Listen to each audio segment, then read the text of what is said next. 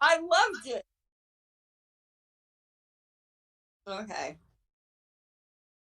So he counts to 10? No, it's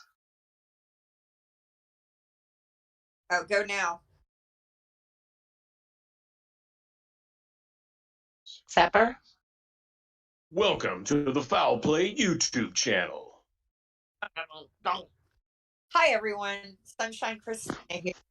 Welcome to episode 13 of the Crime Theory Exchange. And 13's always been a lucky number for me. So today we're going to be discussing some updates in the Melissa Lucio case. And I'm going to take that as a sign that the judges are going to do the right thing in this. As always, I want to say thanks to Jax for co-hosting this podcast with me and streaming it and doing all the behind the scenes stuff. Without him, this podcast, I would not be able to do it at all. So I'm greatly appreciative. How are you today, Jax? I'm doing pretty good. It's kind of sad. I just finished my cup of coffee, so it's gone, but there's always another. Yeah, that's it. Definitely. And today we have Alice with us. How are you today, Alice?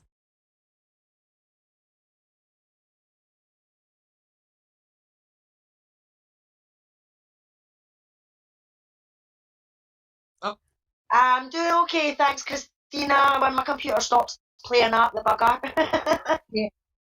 Yeah, my internet's in and out today too, so I completely understand that. And inexplicable Susan. Hi, Christina. Hi, everybody. Free Melissa Lucio. Yes, thank you. And Sapper Cop is with us today. I feel honored. I've met your boy. Glad to be here. I'm also out of coffee, so that could be disastrous. Oh, no.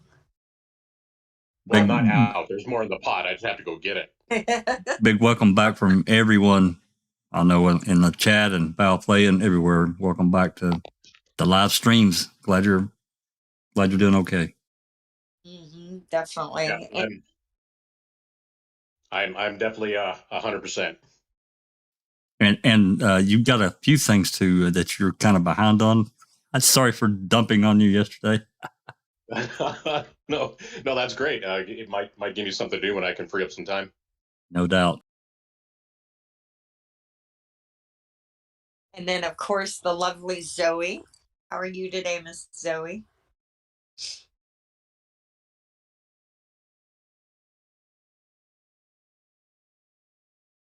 Uh-oh.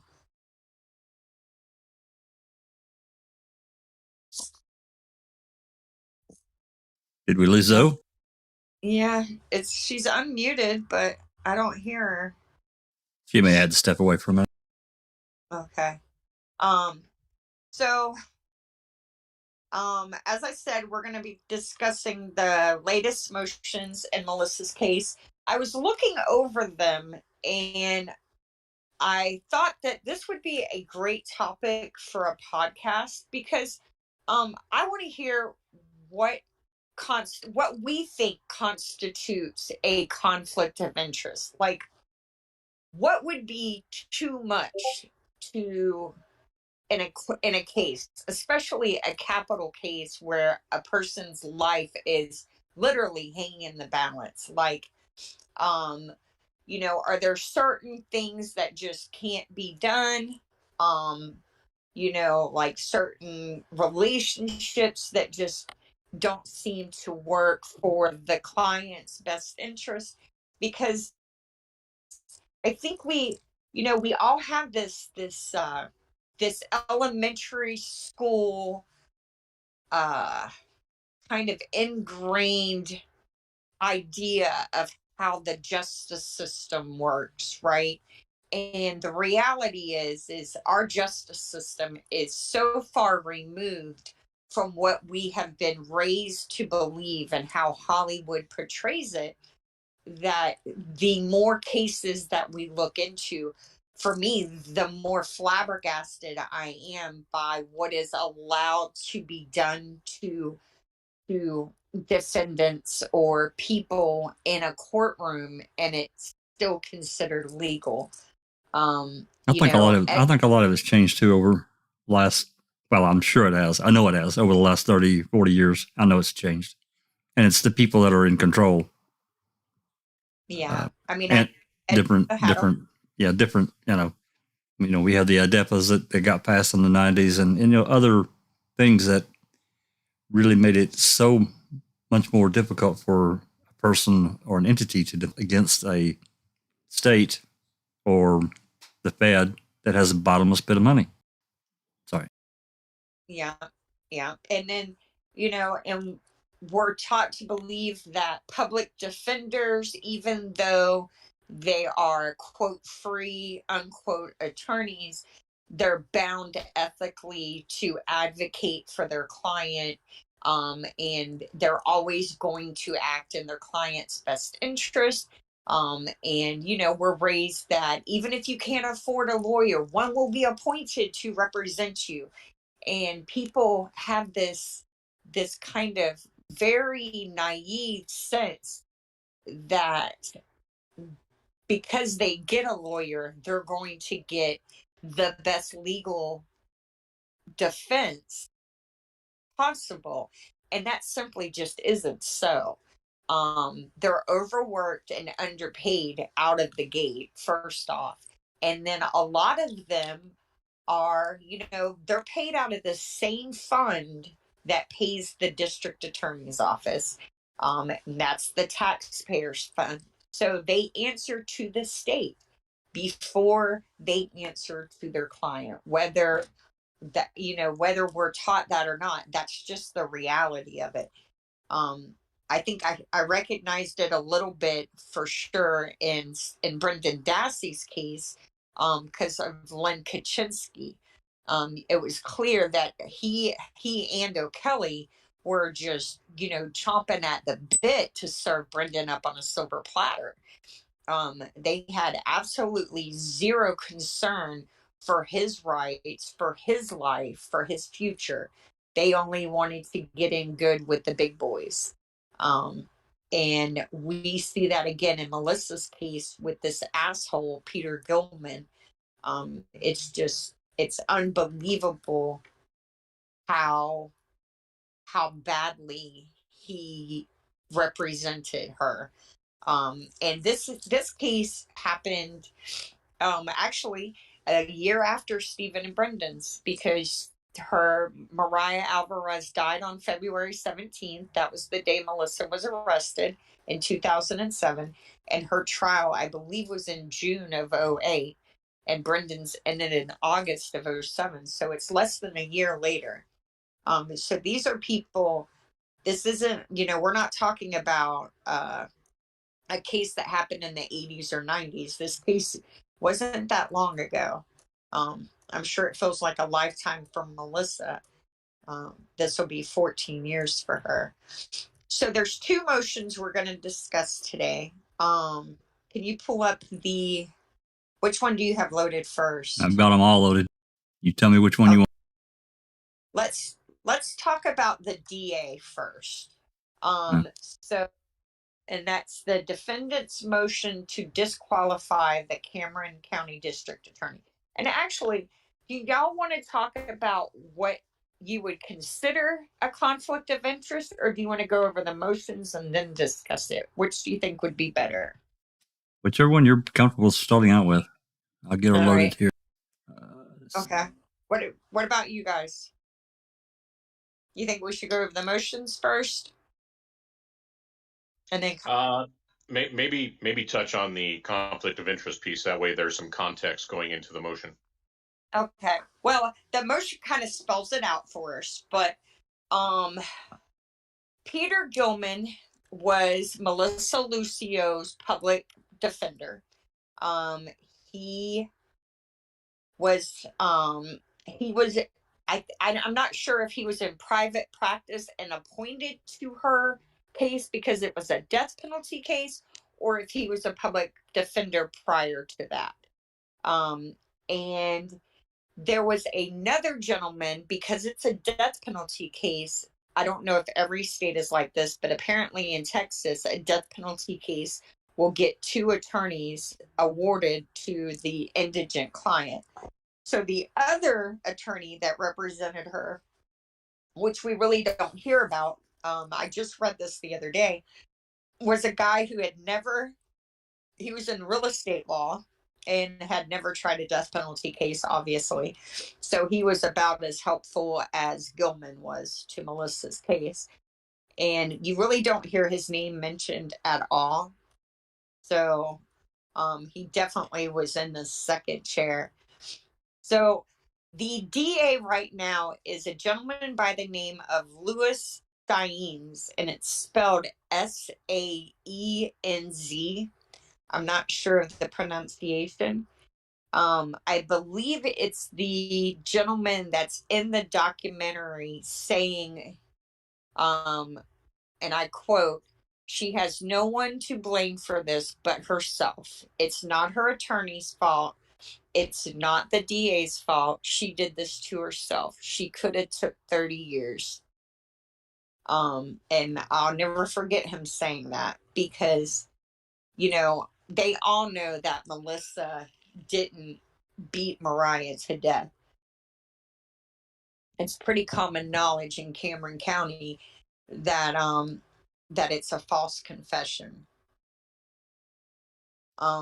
Just as a side note, Christina, I got not really in too much of an argument, but a conversation, I guess, on Twitter with a couple of different people. That one especially, he's like, did you, have you read all of her confession? I'm like, I watched what that cop did in the documentary, and it's clear that she wrote down what he told her to do. After a number of hours, she finally relented, broke, and just did what he told her. And anyway, there was another one that a little more mean-spirited, started talking about all of her children have now come out and said that, yeah, she did it and blah, blah, blah. And I'm thinking, I think I even wrote, but I was really busy at the time. I didn't really have time to get into a Twitter fight with someone that I think I wrote. I think there's one child that has spoken out, but as far as all the rest, I haven't heard anything. I think they're divided. There's like 3 on TikTok who are very vocal that they were abused. And what's interesting about this is that they are the 3 youngest. I'm not sure of their ages at the time of, well, of course, and Alex. And Alex is the one who actually was abusive towards Mariah. She confessed to being abusive towards Mariah. She confessed to. She was mean to her, and she was probably mean to the other children too. But I remember she was definitely mean to Mariah. And then what it's about for Alex is, well, there's a couple of things apparently. One, Mariah so all of the kids have come from 2 dads except for Mariah. I don't know. I'm pretty sure Mariah is the only one that had the 3rd dad. And so Alex always said Mariah wasn't their sister. So she was automatically outcast from all the rest anyway. Mm-hmm. And then plus she was a little slow. It wouldn't surprise me if she wasn't born like a blue birth, like if she had a cord around her neck or something, because some of the symptoms she has sound very similar to what infants with that have. And also, Alex was 13. Her mom was, because she was the oldest in the house, because the other ones were older and they had gone on to have children and leave the home. She would be the one watching the younger ones. And Mariah was the baby. So she's the one getting into everything. And she was also the one that Alex could take out all her teenage frustrations on, right? The world sucks. My mom's a drug addict. I don't have what I want.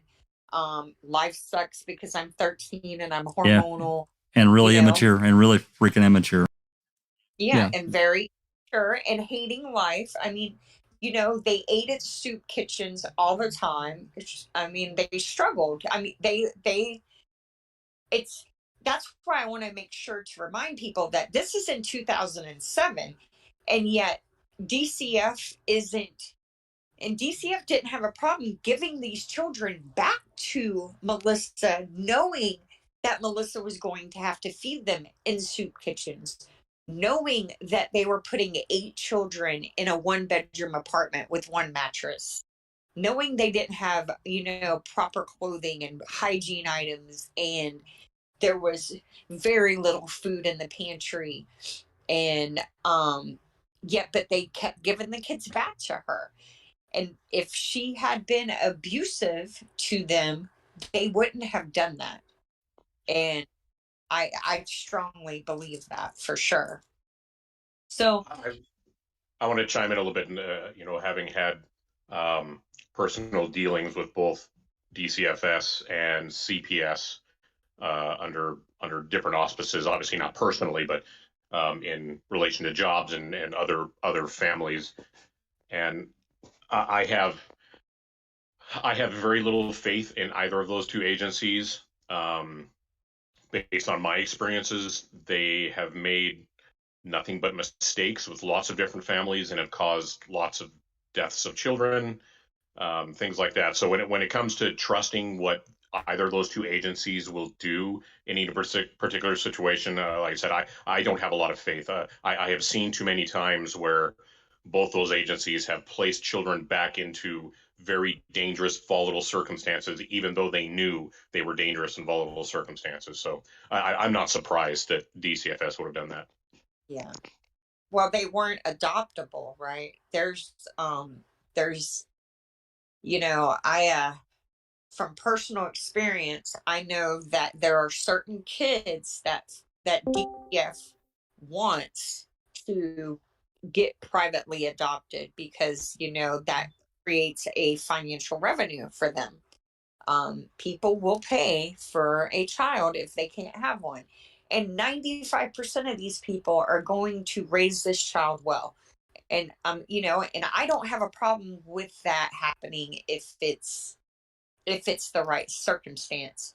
But when you're, I keep thinking about Harmony Montgomery, that little girl who was missing for 2 years before DCF finally notified the police department. And the mom, That's insane. yes, her bio mom, she actually reached out to me on Instagram the other day. Her bio mom, I think the only other reason they also went public about it is because the bio mom emailed everyone in the city and CC'd it to show, like, hey, I've been trying for over a year to tell y'all that I have not seen my daughter. I cannot get in contact with her. No one has seen her. And they, you know, she had a drug problem, but the dad had a history of violence. And they gave that baby to him. And him and his new wife got food stamps for like 6 months after she had been gone. You know, they're both sitting in jail right now, but they still haven't found her. And you know, it's just, I have no faith in DCF or CPS either. At all. It's another one of those systems where the narrative sounds great, you know, it sounds good on paper, but in reality it doesn't work. There has to be another alternative to it, I think. But anyway, hey, before we go too much further, I just wanted to do a quick howdy to thanks for checking convictions, Linda, for joining us. Hey, thanks. And a quick shout out to those in the live chat. We have, we got lots of people. We got, of course, Sapper and Shane Henry and TTM Fangirl, Nosy, Shane Henry, Jazz Naz, some of those Jazz Hands, Cherryland, member of the month. awesome. Yep. well deserved. Very well deserved. Yep. Thanks for coming along, guys. Balloons and party hats for Cherie. Tons of balloons. So Melissa, Don't forget the governor. Yep. The governor, Yep. and I The think Jinxie is here. Oh, I didn't see Jinx. Sorry, I didn't mean to miss anyone. Yep. Hey, Gov. Hey, Jinxie. yeah, thank you everyone for coming. I truly appreciate it. So Melissa, once again, Melissa's public defender is a guy named Peter Gilman, and he is, he reminds me of the Tin Man. I don't know why, but he's a spineless. He's an older Len Kaczynski. Yeah. And so I did not know this until a couple of weeks ago that Peter Gilman's wife, her name is Irma Gilman, was his paralegal during Melissa Lucio's case. Okay. So when Peter Gilman closed his practice and took his job at the district attorney's office, Mrs. Gilman went to work in the judge's part. And she is now the executive assistant for Judge Gabby Garcia. Oh, wow. Who signed Melissa Lucio's death warrant 24 hours. Hey, we got John Lucio in the chat. Melissa's oldest son. I was just going to say that, Jack. I was going to say, can I interrupt you for a wee second? We've got our oldest son in the chat with us. He's just joined us. So welcome and thank you very much for joining. Yeah. Hi. Thank you for coming, John. I think we've chatted on Instagram. I could be wrong. But yeah. So basically he filled out an employment application and 4 days later was able to start work. And in this motion, it's going to, kind of feel that out, because how does someone in private practice shut down their practice, get rid of all their cases, and go to work for someone else in 4 days? That's just an impossibility. You can't do that. So obviously, Villalobos, who was the district attorney who tried Melissa, and Gilman had been in talks about him coming to work for him for quite some time. And, the filling out of the application was simply a formality. Yeah, Nosy said it was planned. Yeah, for sure. I think it was a reward for, hiding exculpatory information and not complaining about the Brady violations. I just read recently, the private investigator Villanova was forbidden to interview many of the children. She was not allowed to talk to Melissa's family. And that's a requirement, especially in a death penalty case. For the penalty phase, you need to have as much information as possible to try and save your client's life, right? And he forbade her from talking to many of the children. He also forbade her from discussing the fact that Alex had confessed to pushing Mariah down the stairs. If you go to page 9 on the 24-page motion, the first one. Yep.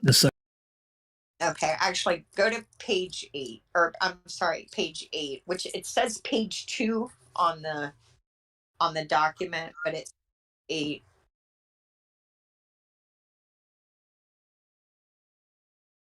Page 1. Mm-hmm. All right, I'm on page 2 of the actual document. It's page 8 in the PDF page. Okay, that's how it. So which part you want? So go to page 2 on the document, but page 8 on the PDF. Yeah, but which section you want me to get highlighted here? Where it says on February 18th, 2007. Yep, got it. Okay, so I find this interesting. On February 18th, 2007, Cameron County Judge Louis Saenz arraigned Melissa Elizabeth Lucio and set her bond at $2 million.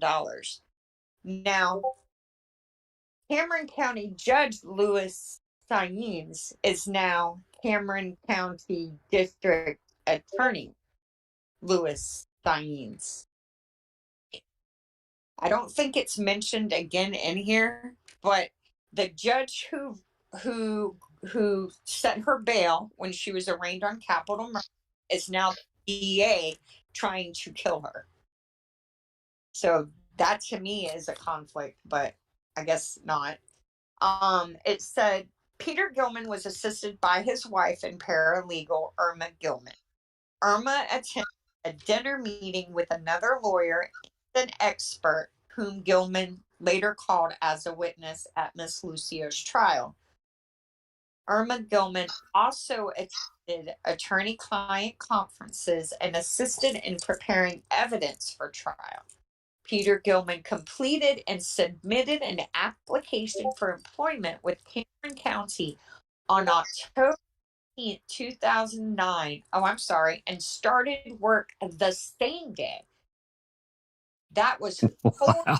John would like to know how he could share a few words. You can, somebody put in a link to the Discord. If he's familiar with Discord, we can get him in here and he can talk. I would love for him to come. We'd love for him to come on. Absolutely. Yeah. That was 4 days after Gilman and corrupt Cameron County DA Villalobos agreed he would work there. Wow. And Jack, you're supposed to check your emails. Oh, am I? Okay. What knows he says. Your messages, excuse me. Oh, okay.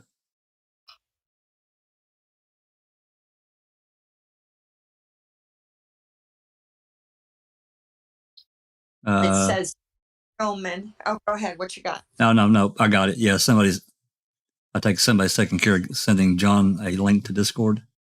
Okay. Yeah, I'll put it in the chat as well. Yep, go ahead. It says Mr. Gilman has continued to work at the CCDA since October 19th, and on information and belief, today serves as the third highest ranking assistant to District Attorney Louis V. Saenz. On March 11th, 2015, in response to a query from Ms. Lucio's prior counsel, the CCDAO stated that because Gilman was involved in defending Ms. Lucio, he was excluded from any discussion on Ms. Lucio's case post October 19th, 2009. They also stated that meetings whenever Ms. Lucio's case arose, Mr. Gilman was asked to leave the room. Wow. On January, I'm going to skip down a little. On January 12th, 2022, DA Saenz filed a motion seeking an execution date for Ms. Lucio. Since Saenz sought an execution date, counsel for Ms. Lucio have asked Saenz or ADA Edward Sandoval to communicate with them. Those requests have all been ignored. Now, when they're not negotiating or even answering calls, you know that they don't want to hear what the other person is saying. Absolutely not. That's right. And if this was a by the book case and they felt this was a just conviction, they would have no problem defending it. Right? That's right. But they don't even want to talk to these people. And if they don't want to talk to them, that's because they don't want to answer the hard questions. And somewhere I've read that I haven't had the time to research it. But I guess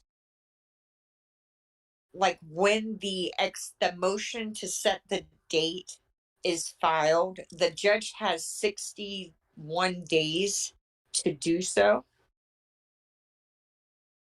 And she did it the next day. Like, she didn't even take a breath before signing that warrant. Yeah, it was less than 24 hours, you said. Yeah, and I just it troubles me that someone has so little disregard for human life that they will just write them off, sign their name, and just go on to the next step in the line of whatever. It's the life is cheap attitude. Yes, it really is. She's disposable. The whole family has been treated like they're disposable, like yeah. they don't, and they do. We all matter. Have we had any success helping John get into Discord?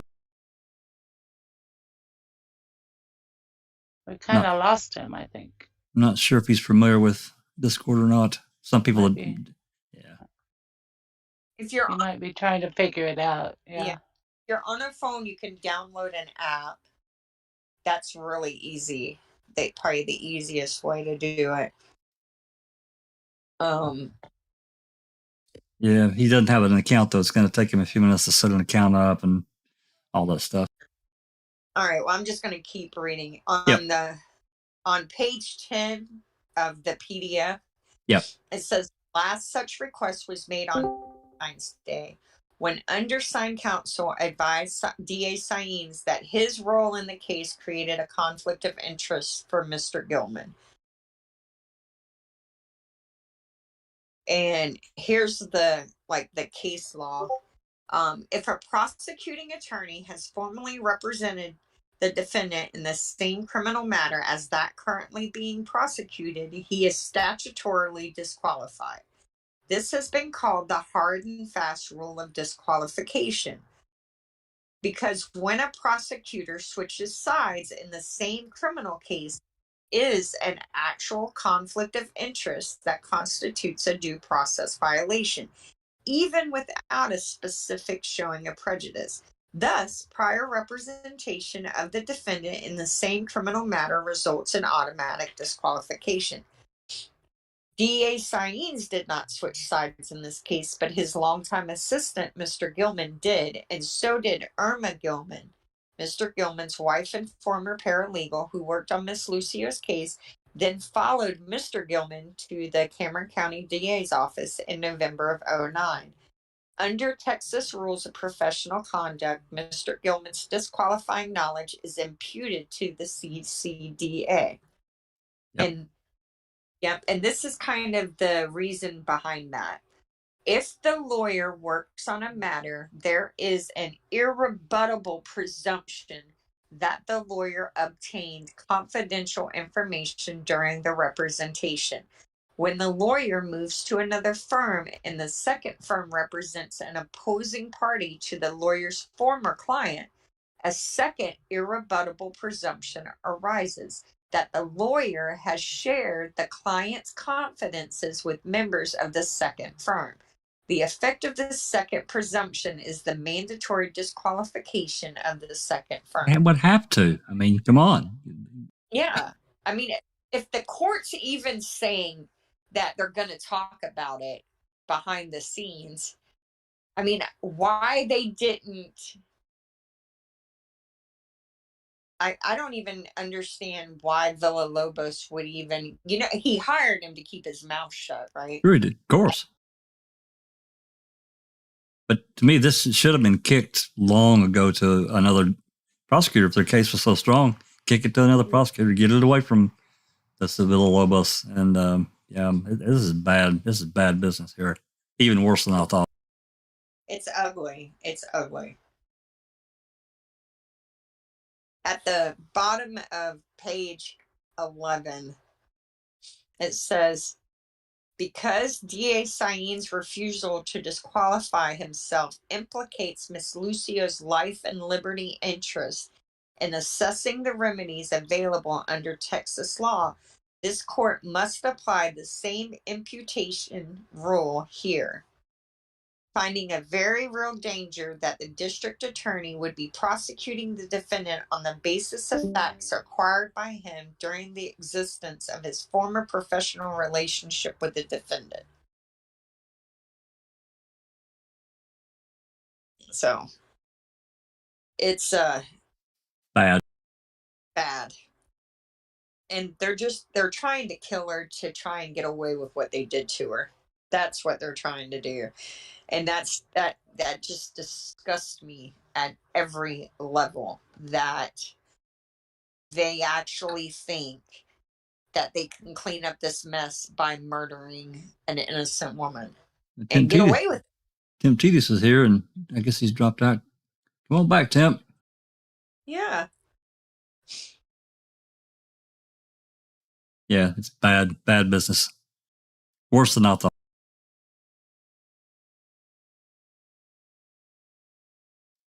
And it says, public records show DA Villalobos offered Gilman a job, or Mr. Gilman accepted an earlier offer on October 15th, 2009, 4 days before Mr. Gilman applied for the position, and that he applied the same day he started, October 19th.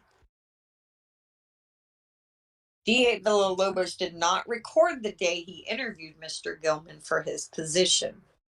Mr. Gilman was in private practice before he joined the CCDA. It is implausible that a lawyer could wrap up his private practice in 4 days, and it is more implausible that Mr. Gilman could have decided to accept Villalobos' offer and wrap up his practice in 4 days' time. Yeah, no way. That means Villalobos began discussing employment with Gilman earlier than October 15th, and Gilman accepted the job on that date. When was this document filed? Is this a recent filing? The one we're reading out? I received it last week when I was in Tampa. So like Nosy's asking what's the judge's name again? The judge's name is Gabby Garcia. She's a young woman. She's probably late 30s, very young. And hold on, I'll see if I can send you a picture of her. I don't know if I have one here. But she's very young.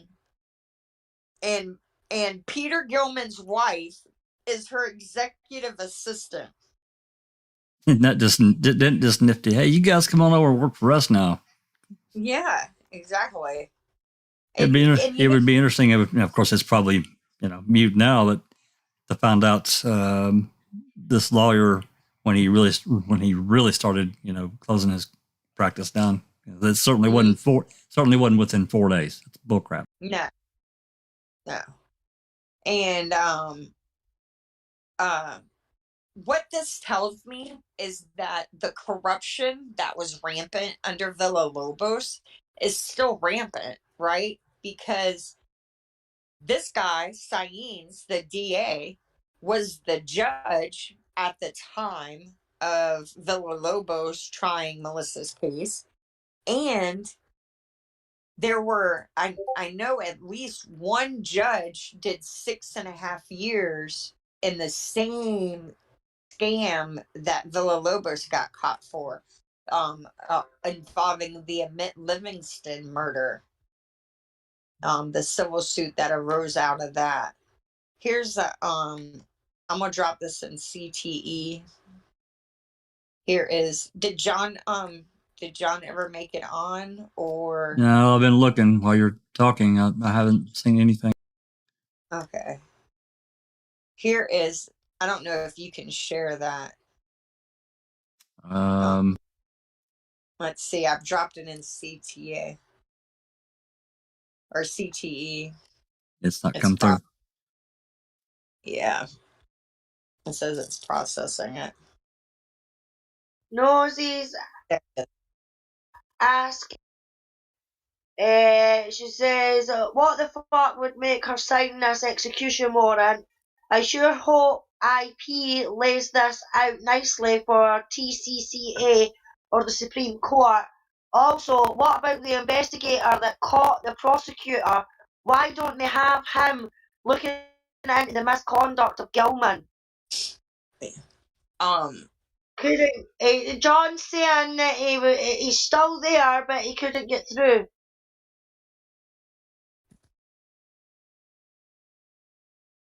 Are you on a laptop or on a phone, John?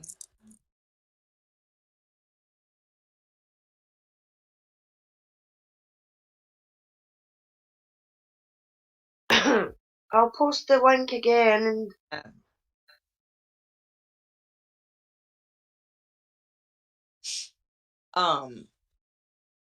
My thing is that if he's on a phone, did you?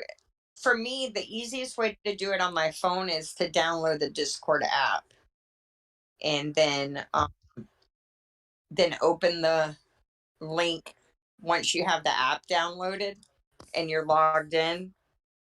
Yeah, he's got to set up on it. He's got to create an account. That's the thing. Yeah. And he'll have to verify his email before you can get into. There's a little delay getting into foul play. I mean, we have an open Discord, but he has to verify his account through email, which it's simple to do, but it takes a couple of minutes. And I got that. I think is that the photo you wanted up? Yeah, is it a woman with dark hair and a blue shirt? Yeah. Yeah. Okay, that's Judge Gabby Garcia. That's the only. Right, and is she the one who signed the execution warrant? She is. Yeah, she's young. Right. And there you go, Nosy. She's the one who signed the execution warrant. And it really perturbs me because she's the first woman in the legal profession on the prosecution or state side who's had a chance to fight for Melissa's right to defend her, to take a moment and just make sure that this is on the up and up. And she didn't even take a breath before signing it. Nope. And okay, I had to join because that's too much to type. I sound terrible. I'm sorry. Okay. So have we paper trailed her at all back to the prosecutor? I'm going to be honest with you. I've done very little digging on her. Okay, let's have a party. Yeah. There's I forget the name of it now, but there's a website that kind of tries to list a lot of the impropriety that goes on in Cameron County, and she's on there, but that doesn't really say much. You and Jinx could probably have a field day digging, finding info on her. I want to know more about Peter Gilman's wife. Her name is Irma Gilman. Her maiden name is Pointa. I think it's spelled Puenta. Irma Pointa Gilman, and she's got a Facebook page, but it's only pictures of her mom, and there's very little activity on it. And I feel like there's probably something there too, because she was a part of this case from the beginning, and she allowed her husband to do this, right? And that bothers the shit out of me. Because if I knew my husband was throwing a case and putting an innocent woman on death row, I would either raise hell, expose him, or do something, And she just went right on it and rolled her ass right over to the DA's office with him. And that bugs me as well. Yeah, I think there definitely there was some sort of a deal Like I would be interested to know the process of her getting Gilman as the public defender, and how that process actually went along. How he was like, if he knew he was leaving, why would he have taken another case? You know what I mean? Like that doesn't make any sense to me. I have a lot of questions about that now.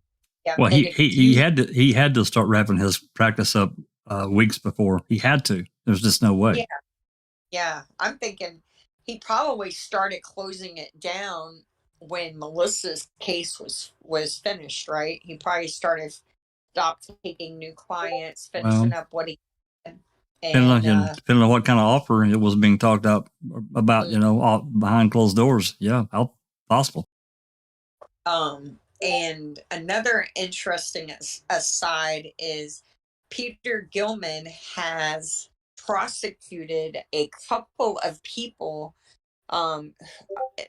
who were also involved in this RICO case that Villalobos got caught in, and he bungled both of the cases.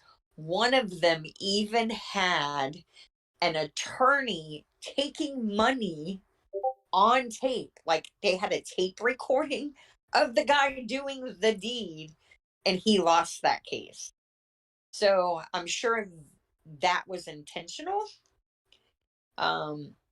So they were probably made to prosecute these attorneys because you got to look like you don't suborn corruption, but yet he bungled it. So he's not, either he's a really shitty attorney or he's definitely dirty. Either way, it's not something you want in a prosecutor. It's shady. It's just shady business. Well, even when he was confronted for the document by the producers,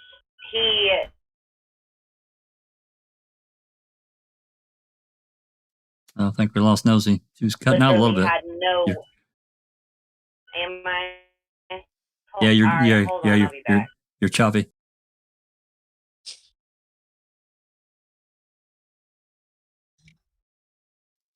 John Lucio says, sorry, it's a lot to do right now. He's actually driving. Oh, yeah, it'd be difficult to get the app downloaded and get logged in. Yeah, you need to pull over.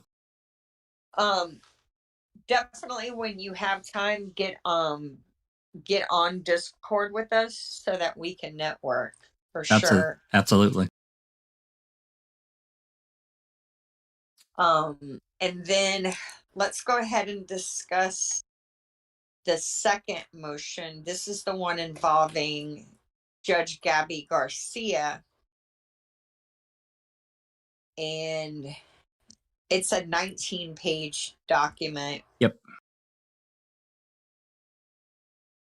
It begins on page 6 of the PDF. And halfway down the paragraph that starts Judge Garcia, it says, Judge Garcia's court administrator, Irma Gilman, worked on Miss Lucio's defense in this case when Mrs. Gilman was the paralegal for Miss Lucio's lead defense counsel, Peter Gilman. Mrs. Gilman participated in attorney-client conferences and learned other confidential information during her work on Miss Lucio's case. Today, Mrs. Gilman handles all inquiries about criminal matters before Judge Garcia. Accordingly, the law imputes Mrs. Gilman's actual knowledge of confidential information related to Miss Lucio's defense to Judge Garcia. That extrajudicial information disqualifies Judge Garcia just as if she had worked on Miss Lucio's defense. Now, this woman could have went to her boss and said, hey, I've never had a good feeling about Melissa being on death row. I think you should take a breath, take a look at this case. And that's not what happened here at all. No. At all. And it said, if you look at the footnote on the bottom of page 1 of the brief, yep, it says Miss Lucio files this motion as soon as practicable after learning that Irma Gilman has not been screened from work on this case. It says, see the declaration of Tavon Shardle, and he's an attorney. He wrote this motion, I think. Counsel learned that only after filing other motions, this court should hold those matters in abeyance until a new judge can be assigned to this case. So I think it goes over, or I know it goes over it in here. Gilman handles all criminal cases that Garcia gets. And that comes before in her courtroom. Yeah. yep. And it says on page 7 of the PDF, it says, for instance, Mrs. Gilman's knowledge of Miss Lucio's files at the time she made them available to state habeas counsel is relevant to that inquiry. While D.A. Saenz remains on this case and Mr. Gilman is Mr. Saenz' at-will employee, Miss Lucio cannot rely on Mr. Gilman to cooperate with her present counsel. Therefore, Mrs. Gilman currently is the only witness on whom Miss Lucio could rely in this ongoing investigation. However, the Texas Code of Judicial Conduct, Canons 3B and 3C, prohibit Mrs. Gilman from communicating ex parte with Miss Lucio's counsel. Judge Garcia must disqualify or recuse herself in order to remove this obstruction to Miss Lucio's access to vital information. Oh, I see. So it's against the Texas Judicial Conduct of Canons. Yeah, it's for a judge's employee to talk to the defense attorney. So that's a huge conflict because as Melissa's paralegal in her criminal trial, she needs to be available to answer questions. To me, this right here alone should get her execution date stayed. Uh-huh. Yep. And it says, in addition, Lucio raised extensive claims of ineffectiveness against Mr. Gilman, and her prior post-conviction counsel filed a bar grievance alleging that both Mr. and Mrs. Gilman obstructed Miss Lucio's access to her files. Wow. Mrs. Gilman's involvement with Miss Lucio's case would cause a reasonable person to believe she either harbors antipathy towards Miss Lucio for the allegations raised against her and her husband. Either way, given the close working relationship between our trial court judge and her court administrator, Judge Garcia's impartiality might reasonably be questioned. Now, how could you not have sympathy for Melissa's plight, especially working on the defense side, seeing how she was raised, the abuse she suffered as a child, the horrific abuse she endured at the hands of her husbands, the fact that DCF kept taking her kids, giving them back, and yet not equipping her with any skills to better provide for them. I mean, You can also see the coercion in her confession. I mean, I saw right it, Susan. there. I saw it, Susan, right away. Yeah. Yeah, for sure. I mean, that's like, it was hours upon hours of being berated, kind of like Brendan was, we already know. Well, I mean, he instructed her on what to do or what to say and then what to do to that little baby doll thing. No, hit her hard. Hit her hard, like, hard, instructing her on what to do. And like, Jesus, man, you're telling her what to do. You're not letting her show you what may have happened at all. Yeah.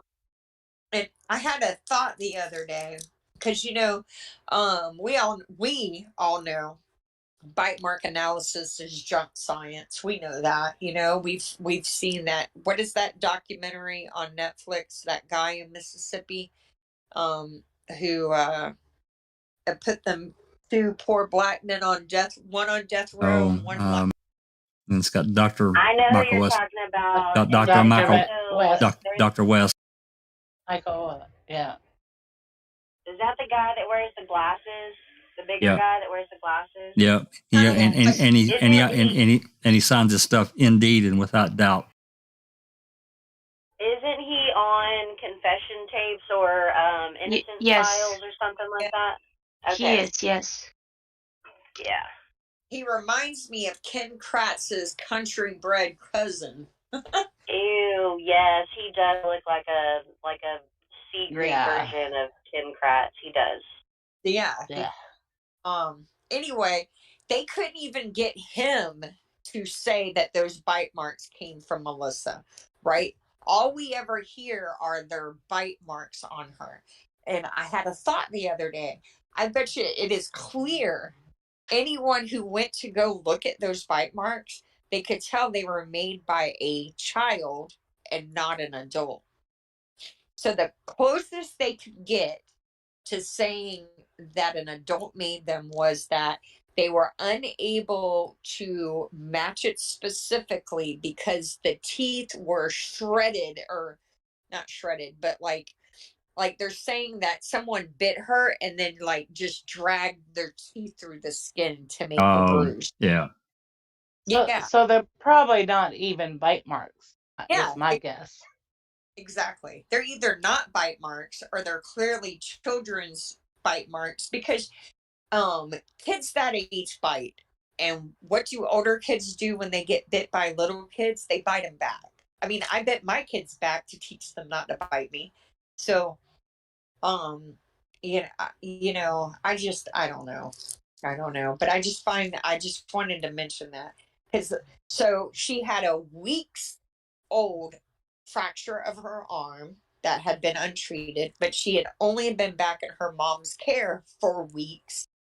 So it very easily could have been Mariah's arm could have been broken at the foster family's home, because she had fallen several times there, and the foster family is on record saying that. I definitely think that, I watch Selena on TikTok all the time. I watch her and Alex, and I interact with her and Alex all the time.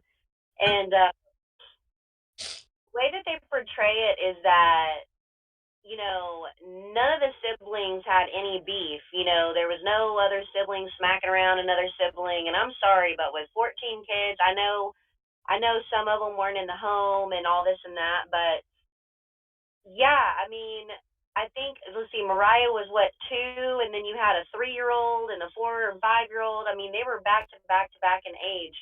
And I have no doubt that those kids smacked each other around, especially if Melissa wasn't. Of course they did. Especially if Melissa wasn't present. And, they claimed that Mariah was kept in the bed and she wasn't allowed to leave the bed and she got the bare minimum with food. But if you look at that baby, that baby was a roly-poly. She was fed good. Yeah, exactly. She was not starving. And that's funny you bring that up, Nosy, because there's an allegation in there that there was no food in the house, but it also says right after that, none of the children looked underfed, malnourished, or had lost weight. Right, and also Selena, in her part of her interview that was not aired or whatever by Sabrina, but she states that they never went without food. They always were fed. They always had clothes. They always had this and that. But she gets on TikTok and she says, "Oh, we didn't have anything. We had the bare minimum. Sometimes we had no water." So she changes her story for whatever narrative is in the moment, and I think in the end it's going to help Melissa a lot. Yeah, me too. And I think that the young. How old was Selena when Mariah died? Do you know? So Selena is the 5th of 14, so she's number 5. So there's John, Daniela, Melissa, I think Sonia, and then Selena. And then after that, girl, I could not tell you the order of these damn kids. Daniela, Melissa. Daniela and John, Melissa, Selena, and Sonia, I believe, are the oldest 5. John can correct me in the chat if he's still there. Where's Alex at in this? She was only like 8 or 9 when this happened. No, Alex was 13 because she's the one that pushed her down the stairs, right? Yeah, but I don't think she was 13. Okay. All right. I thought she was 13, but I could be wrong because. No, so like when this happened, Bobby, he was about, what was he, like 7, 8, 9, and him and Alex, I don't think they're that far apart, man. I'd have to go back and look at the order of the kids. Yeah. Let me look at that real fast. Okay. Hold on. You know why I thought she was a teenager is because Gilman, the private investigators said that Gilman said, "Why would I want to ruin a teenager's life over a mistake?" When he told her to not talk about Alex confessing to push. Oh, I don't know. I have to go back and see. But I could. Let me look. I thought, because Melissa was born in 1969. And she had her first baby at 17, right? So 79. So that would make it 89. That would make it like 85 is when she started having kids, probably. And 05 was when Mariah was born. Oh, no. 05 was when Mariah was born. And so in 20 years, she had the 12 babies. I don't. Lord. Yeah. Yeah. And the thing of it is I mean, Selena and them can portray that they never argued or they never did anything. We saw the pictures of how they were living. They had nothing to play with. They had no toys. They had a box TV with rabbit ears. If you can't play with your toys, what else are you going to play with but each other? And everyone said those kids were bad. They were wild. They were not. Yeah. They were in the street. They were running crazy. So, and I'm so glad they started putting those deleted scenes on TikTok because, Selena blocked me. Oh, she did? Yeah. I can't tag her. I can comment on her videos, but I can't tag her in mine anymore. So I know that John, Melissa, Selena, Sonia, and what was the other one I said? Daniela. Those are the oldest 5. And I know there's like a Sabrina, Bobby, Marie, which is Alex, the twins, but they don't really count the twins as their siblings because they never met them. There is what's that other one? There's a 3, 4, 5, 6, 7. We got 8. We got 8 of the 12. We got John, Daniela, Melissa, Selena, Sonia, Bobby, Marie, Mariah. Should I follow half of them? Hold on, let me go freaking look. Oh no, that is Bobby. Okay. I think there's a Sylvia or something like that. Yeah. Right. Who is? So you've seen the deleted scenes on TikTok, right? Who's wearing? Is it a AC/DC shirt or a Metallica shirt? I haven't watched all of them. I've only watched Selena's. Okay. Because there's one of them with Melissa's sister, and she's talking to Alex, and it's and according to Melissa's sister, and I don't know her name, I apologize. According to Melissa's sister, she and Melissa and her mom were confronting Alex, asking her what happened, what did you do, what was going on. Yeah, those are Melissa's sisters, and they basically hate each other. They don't talk to Hope either, which is the grandma. Richard, that's a sibling. Okay, Richard's another. All right. You got the twins. 1, 2, 3, 4, 5, 6, 7, 8, 9, 10. Yeah, I'm not counting the twins because they weren't born yet. We got to come up. We got 1, 2, 3, 4, 5, 6, 7, 8, 9. 1, 2, 3, 4, 5, 6, 7, 8, 9. We got 10. We need 2 more. Hang on. Anyways, I'll look at it while y'all are continuing. Okay. Yeah, but I think this is what I think about Selena and Alex and the TikTok stuff. I think that they have spent their whole lives being treated as probably, a burden. They probably have had the bare minimum of anything they've ever had, little attention. They've heard over and over and over, your mom's a piece of shit, your dad's a piece of shit. It's because of them that your sister is dead and y'all are here and your family's broken up and yada yada yada. And Alex even touches on it in one of the deleted. Hello, Melissa. John, it's Daniela, Melissa, John, Selena, and then one of the other ones in the top 5. I don't know. But okay. Melissa, she has a daughter named Melissa. Yep, I got her. I knew that. That's okay. Yeah. But and she's like, I hear so much stuff. It's hard to know what is a memory and what someone has just told me so many times that I now remember it. Because Selena was on TikTok saying, yes, my mom abused me. It's in the documentary. I don't know why. Sabrina didn't include it.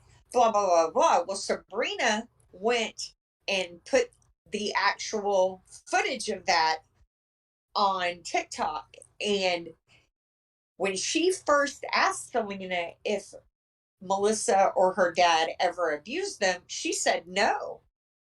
And then later on, she changed her story. And so Sabrina said, why are you saying they abused you now? When I asked you in the beginning, you said y'all were never abused. And she said, because I don't know what's true and what isn't. And I'm sorry, if you ask someone if they're abused, if they were abused, they're going to say yeah. If they say no, they weren't abused, then that means they weren't.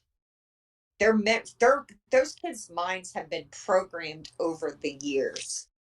And they were young enough where that could happen. The older kids, they know how their mom was. And you're not going to just wake up one day and start beating on the 12th kid. If you were going to lose your shit, you'd have lost it on kid 4, not 12. She escaped by going in the bathroom and smoking dope. That was how she handled being overwhelmed,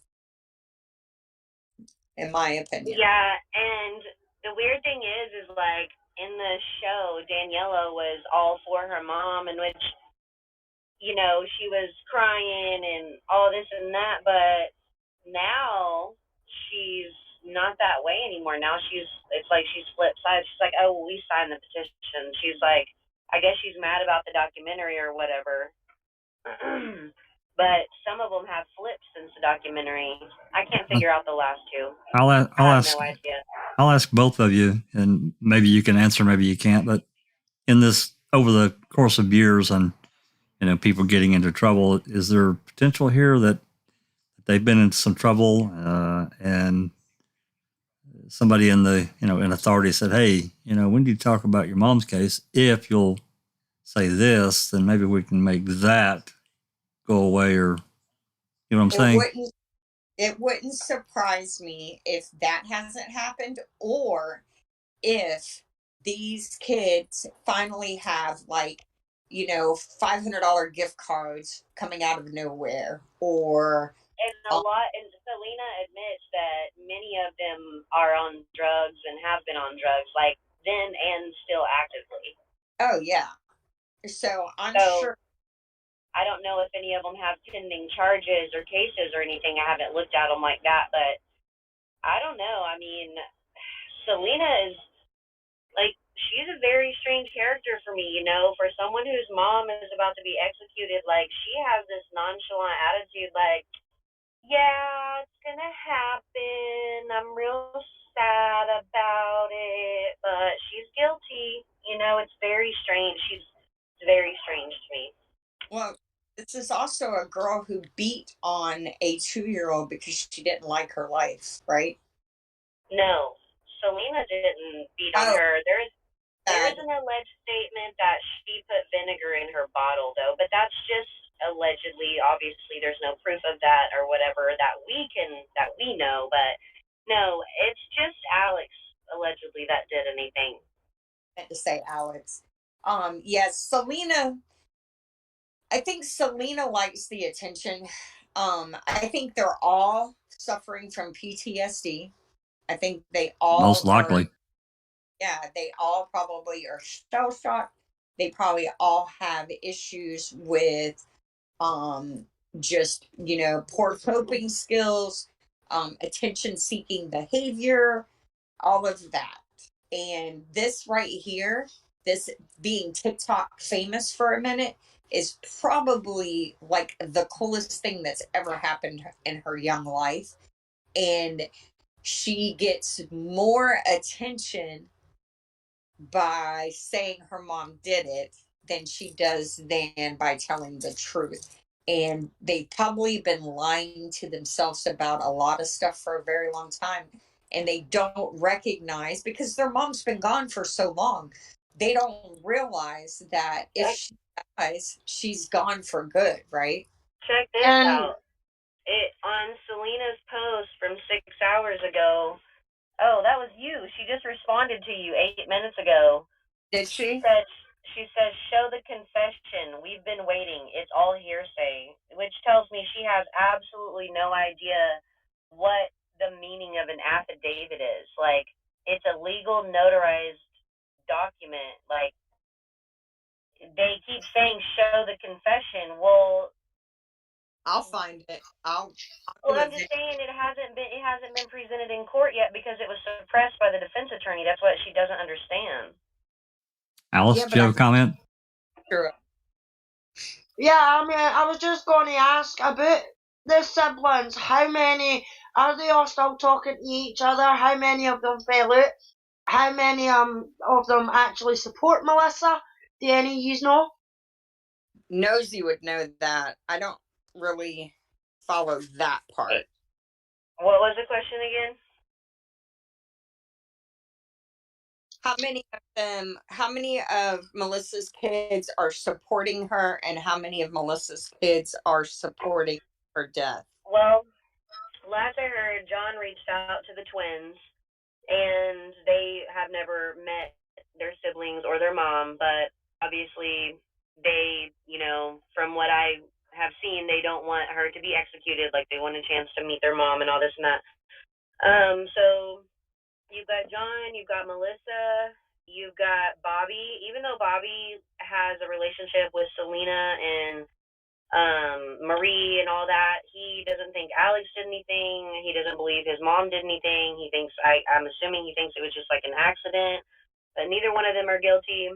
And then Melissa, Lucio, and she had Daniela, but like I said, Daniela has kind of flipped her script now. And then I know Daniela, Richard, Marie, which when I say Marie, I'm talking about Alex. The younger one right underneath Alex, she's adorable. She looks just like Alex. I can't remember her damn name. She's only 19 years old, though. So she was the one that was like right above Mariah. Like, Mariah was 2 years old. She was 3 years old. So whichever one that one is, those are the ones that I know of are against Melissa. But even though they say she's guilty, they still have signed the petition for her not to be executed. just based on a lot of this that Christine has read, I mean, there are definite issues that I don't know how they can get around it and not stay here execution while they work through it. Cause some pretty serious allegations here. And that's one thing, these kids, like, I've tagged Selena a few times regarding what was done to them by Cameron County, public officials, by DCF, by DPS, by Villalobos and Gilman. And these kids have no concept of what their rights are. They don't even recognize how they were exploited by the system. They don't, it wouldn't surprise me to find out that DCF has been in their life and they're probably afraid of losing their kids if they have kids. And this is why they're on there, Only Selena has one daughter. Daniela, she has 9. There's another daughter that has like 6 kids, and that's it. So. Well, Alex has. Oh yeah, Alex does have a daughter, and then John, I think he has his kids, and then I think that's all the ones I know of because Selena was having a conversation about who had kids. Mm-hmm. Yeah. And Daniela said she had a big family. She wanted a big family, just like her mom. If her life was so miserable, why would she want to put 9 kids in the same lifestyle she grew up in if it was just so terrible? Yeah, exactly. It doesn't make that doesn't add up. No. And it just goes to show that Cameron County did nothing to try and educate this family to help better their life, Well, you also have to realize too, if you're not from Texas or understand Texas culture, you can be on one side of the fence or not, or you can, people that understand it, but when you understand, how Texas came about and the people that were here first, not as, cowboys, and it wasn't whitewashed the way it is now. There was no Dallas and Houston and stuff like that. I mean, it was Hispanics, and it changes drastically from when you go to DFW down into San Antonio, Houston, and Corpus Christi, Galveston, and all that shit. It's for her to have had a white public defender. It's actually pretty strange because look at everyone that's involved in her case. There are no white people except her public defender and his wife. Yeah, I know. No, his wife's Spanish. I was about to ask you earlier because of her last name, but even so, it's like it's really shocking to me that she had a white public defender that was leaving to go work for the prosecutor's office. If that doesn't speak volumes right there, I don't know what could. Mm-hmm. Yeah. Yep. And it's not, you go, and it's like down in Harlingen and where all that shit's happening at, like, white people are not the minority down there. No. Oh, it's right. I think I looked it up. It's like 12 minutes from I'm gonna forget the name of it, but it's 12 minutes from a town in Mexico. Yeah. Like 12 minutes. Yeah. So, yeah, but that's the American justice system for you, though. You know what I mean? They could actually have somebody standing in front of them with DNA evidence and everything like that, saying it was me that done it, and gave them every exact explicit detail. They're not going to believe it because, as far as they're concerned, they've got the person that they need for the crime that they've been thingy to. You know what I mean? And that's all you ever see in the American justice system is that innocent people, and they've got DNA proof, even DNA proof. Some of them don't believe it. You know what I mean? And it just boggles my mind that can happen in a justice system, because that's no justice in any way, shape, or form. Listen, EDPA made the Supreme Court has ruled that being innocent is not enough to get you out of prison. Yeah. No, there's cases on the books right now of somebody being in prison for a murder. Somebody else comes forward saying they did it. They get tried and convicted of that same murder that the other person's already in prison for, and that other person is still in prison. So, yeah. That's insane. It is insanity.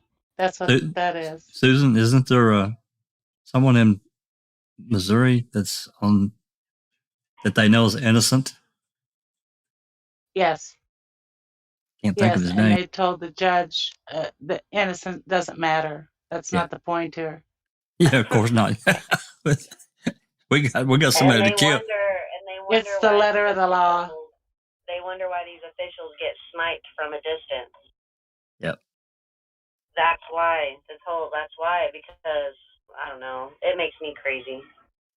Christina, did you want me to pull up that third document? Well, I'm trying to upload to CTE Text a clip from the documentary of Alex. I think this may have the We'll get kicked for it. Yeah, it hasn't come in yet, or it hasn't finished loading yet. But yeah, there's just a couple of things on this exhibit list was attached to some motions filed not last week but the week before. These are the motions that this motion is asking the judge to hold in abeyance until a new judge can be assigned, because Gabriela Garcia clearly has a conflict of interest in this case. Let me see if it went through. But did you know that there's no way to remove a judge? Like, there's no way unless you bring an entire, like, congressional committee together, or state, or whatever it's called. Literally, a judge can't be fired, and that's what it blows my mind. I don't understand how that's possible. So basically, EDPA has made it to where the only way the Supreme Court can go over a state court judge's head is by writing something to the effect of, this judge is an idiot and is not fit to serve. Like, right. And that's basically what they have to say in order to disagree with a state court's ruling. And I find that just unbelievable. When we went over EDPA on our last Crime Theory Exchange episode, that video we played where the guy was talking about the Hurricane Reuben Carter and how he had been released in 1994, and if his case had come up after EDPA had been passed, Reuben Carter would not have been eligible to be released, and nor would his co-defendant, I think his name was Liardis. Neither one of those men would have been able to get out of prison, even though they were clearly innocent, even though they had clearly been targeted by racist cops and had done nothing wrong, that they would have not been able to grant relief under EDPA. EDPA is bad. Well, our Williams asking, can't the FBI move on a judge? There has to be there are other considerations before the FBI can and will get involved. It's not that simple. They just won't. There has to be what's interesting is I would think there would have to be criminal, like he would have had to have done something criminal for FBI to get involved. Yeah, there would have that'd be a connection there. Go ahead. So another one, Ruby Carter as the Hurricane, is that right? Yep, that's right. Right. So what's interesting is the DA who tried this case in 2008, Armando Villalobos, got caught up in 2013 in a RICO case, which is the Federal Racketeering and something another organization. Basically, it's an organized crime law that was put in place to bring down John Gotti. And it's saying, you know, you're conducting a criminal enterprise. We really can't prove that that's what it is, but it's clear by these things that you're taking money for illegal acts. And what the DA, Armando Lobos, was doing was what got him arrested was this gentleman named Amit Livingston had brutally executed his paramour, okay, in front of everyone. And there was a civil suit filed. Well, not only did, when Amit Livingston got arrested for murder, he posted bond, and then he got sentenced to 23 years. And Villalobos and the judge, I think his name was Abel, I forget, or Amos something. Anyway, the judge and Villalobos allowed this convicted murderer with a 23-year sentence, allowed him to have 60 days to clean up his affairs before reporting to prison to do his 23 years. Of course, the man skipped town. He was gone. He went to India. And so there was a $500,000 bond, cash bond, sitting in the court. Okay.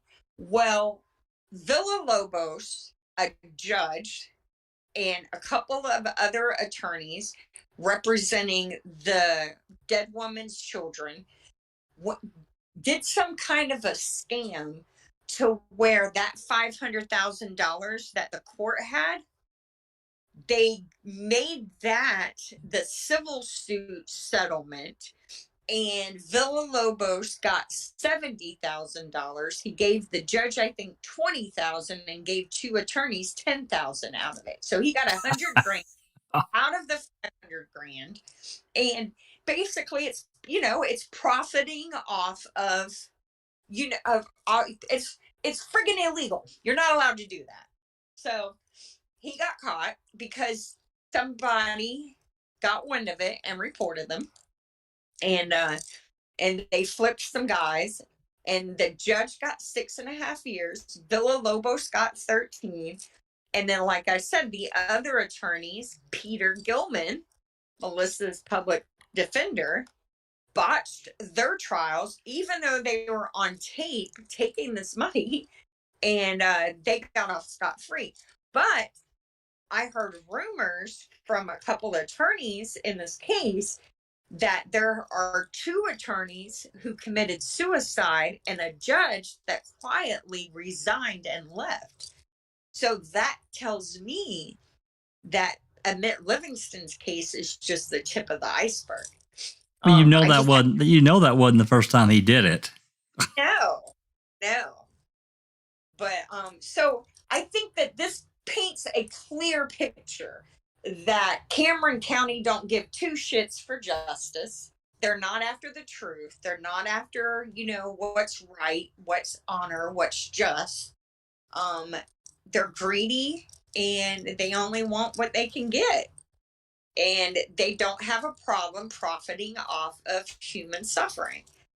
And obviously that's still continuing because Saenz, the DA now, is not only has he still chose to employ Gilman, he's actually promoted him through the years, and he's now the 3rd highest ranking ADA, and he's a crap attorney. So Melissa deserves a new trial. All I have to say. Yeah. Well, you know whose name I'm not hearing a lot of in this case, and it's really strange to me, is Ken Paxton. He's our Attorney General, and I'm really curious what his opinion is on this case. Well, if you hadn't heard his name, he's probably trying to stay the hell away from it. He probably is, because Greg Abbott's not saying shit either, but also, 5-0 coming through. I was about to say, sound to me like you're getting pulled over. Do you need to go? Easy there. No, our town's like cut in half by construction or whatever, so someone probably was speeding on the other side. But anyway, I forgot what I was gonna say. Carry on. Shit. In Paxton, that's your AG. Oh, yeah. So Ken Paxton is our Attorney General, and that's who we've been dealing with, with Rodney Reed's case and whatnot. But all during since 2019, Ken Paxton and Greg Abbott, they literally didn't come out and say a word about Rodney Reed. It was the movement. I mean, we marched to Greg Abbott's mansion and all kinds of stuff. Like I guess it was the impact of the petition and all that stuff, but they never said a word until they never spoke on it, which was really shocking to me because, and with the Julius Jones case and whatnot in Oklahoma, man, I really feel like those sirens are right by me.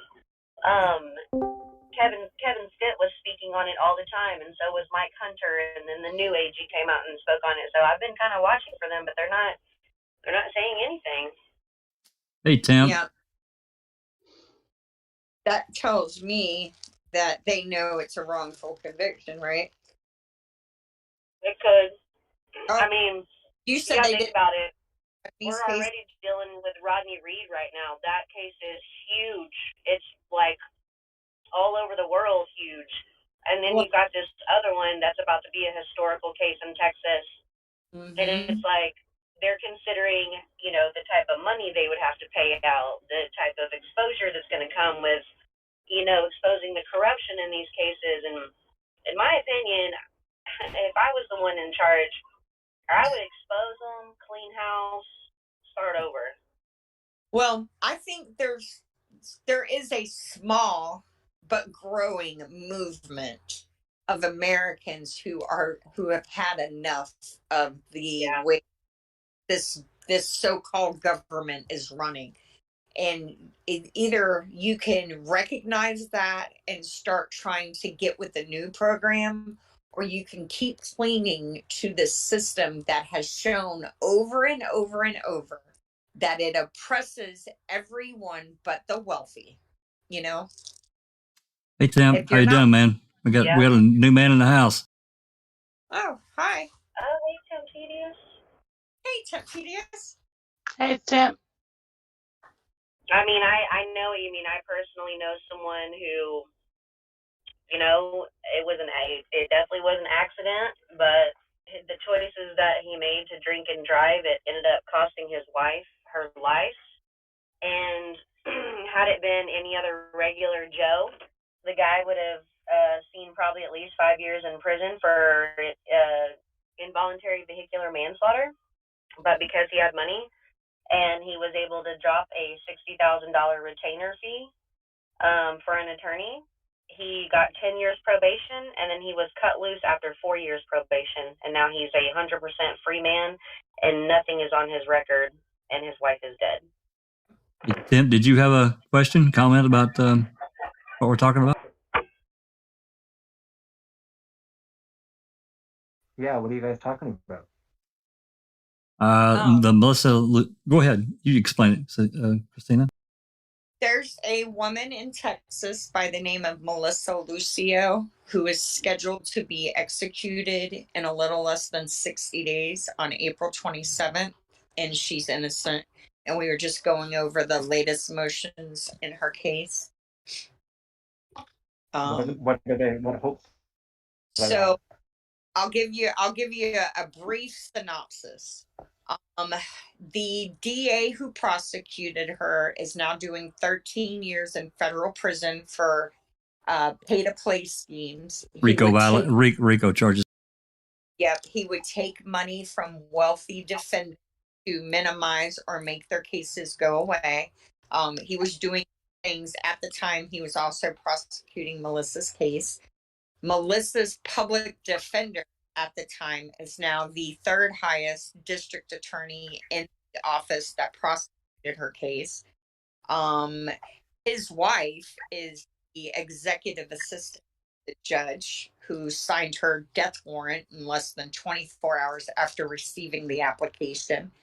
Melissa did not abuse any of her children. She was very neglectful. DCF had just given her kids back a couple months earlier. So there's like a whole bunch of reasons why Cameron County, Texas wants this case to go away and Melissa Lucio to die, because they failed at every level. If she is executed, she will be the first Latino woman in the state of Texas to die. And she's innocent. So, there's a documentary, I'm glad that we brought this up, on the 7th and 8th of this month. On Hulu. On Hulu. Well, no, it's on Hulu right now, but on March 7th and 8th, the state of Texas versus Melissa will be available to watch free of charge on the free Melissa Lucio .web page. This is in honor of International Women's Day, which is March 8th. Do we have a link we can put in the chat, the live chat for that, please? Hold on, let me get there. And then I'll share it. Copy. I just got this email. And then Discord and CTE text. Yeah, and then I'll post it in the chat. Thank you. Mm-hmm. Yep, there's the link. Yeah. So I was just reading the latest motions. She's being represented by the Innocence Project. They reported about a month ago. The death warrant was signed, I think, on January 22nd, and they came on about a week later. 2 motions were filed last week while I was out of town.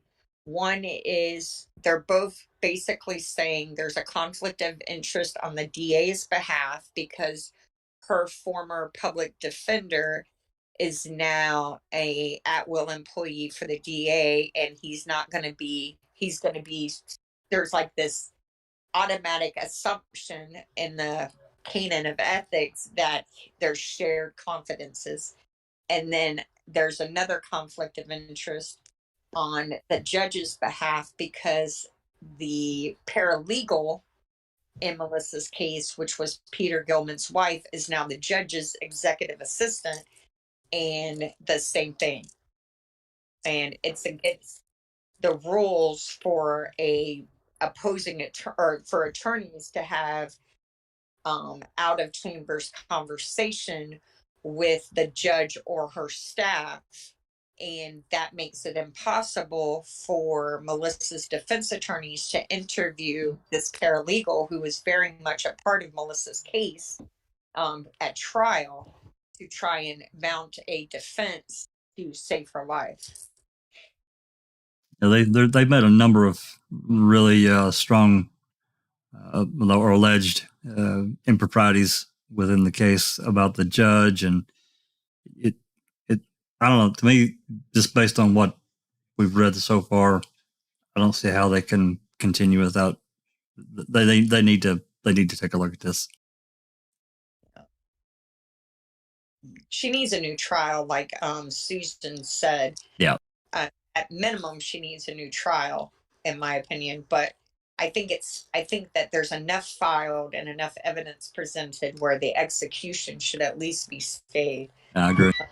In all honesty, looking at the ineffective assistance of counsel for her with Gilman, she has more of a shot not being executed than Rodney does. You know, in Rodney's case, they have alleged wannabe DNA and all this and that. They don't have anything like that in her case. No, they have. Oh, yeah. Her consent was, I guess you're right, I did it. That's what she said. And here's the thing, too. To this day, she still hasn't come out and thrown Alex under the bus either. No. I think she was the best mom that she could be to her kids. You know what I mean? And I think that's why when in the documentary, when they're being honest, that's why all the kids didn't have anything really bad to say about her, right? Because they tried. I mean, her IQ is like 70. I think it was 70, and like when they first tested her, and then after a few years they tested her again, it was 85. I'm sorry, it was 70. It was 85, which made her eligible for the death penalty, and then they've tested her since then, and it's like 70. Line, low functioning, no education, years of trauma, and then you have 14 years of isolation on top of that, which we were getting ready to go over. If you go to page 74 on the exhibit list. Just a second, we're trying to sort this link out because the link that you put in the chat is too big. It won't fit in YouTube. I'm trying to get another link. Hold on. All right, let me see if I can get a different one. That's what I'm doing. I'm just going to Melissa. Let's see, Free Melissa. There we go. FreeMelissaLucio.org. I'm just going to post this link, and you should be able to find it from there, I would think. Event. Yeah, the name of the site is here. Let me see if I can copy it. I got it. Okay. It's freemelissalucio.web.page. Like this. This is how it's written. Yeah, I put it. I put the link in. Okay. Yeah, and Tim Tedious, I don't know if you watched any of there's another documentary that we watched a couple of weeks ago, but there's a section within that documentary, and it shows the interview of when Melissa was being interrogated by this ranger, I guess, or detective within this whatever county it is there. Anyway, he was really directing her what to do. Now, of course, I understand we're not seeing all this interrogation, but it is a window to showing how she was treated. She finally, after hours of being told she's lying and blah blah blah, and she finally broke and just admitted to it. I did it. It was me. Well, then this cop, he goes about directing her, talking about hitting this child. He really directed her on what to do and how to do it. And so she just did it. Hit her harder. Don't, show us, like, hit hard. And she did it. It's like, geez, man, you're not really you're getting what he wanted, not maybe even close to what happened at all. And I had a real problem with it anyway. It's a bad case. It's bad. It's bad. Let me pull this other document up now. Okay. Okay, what page do you want me to go to? Go ahead, kind of understand.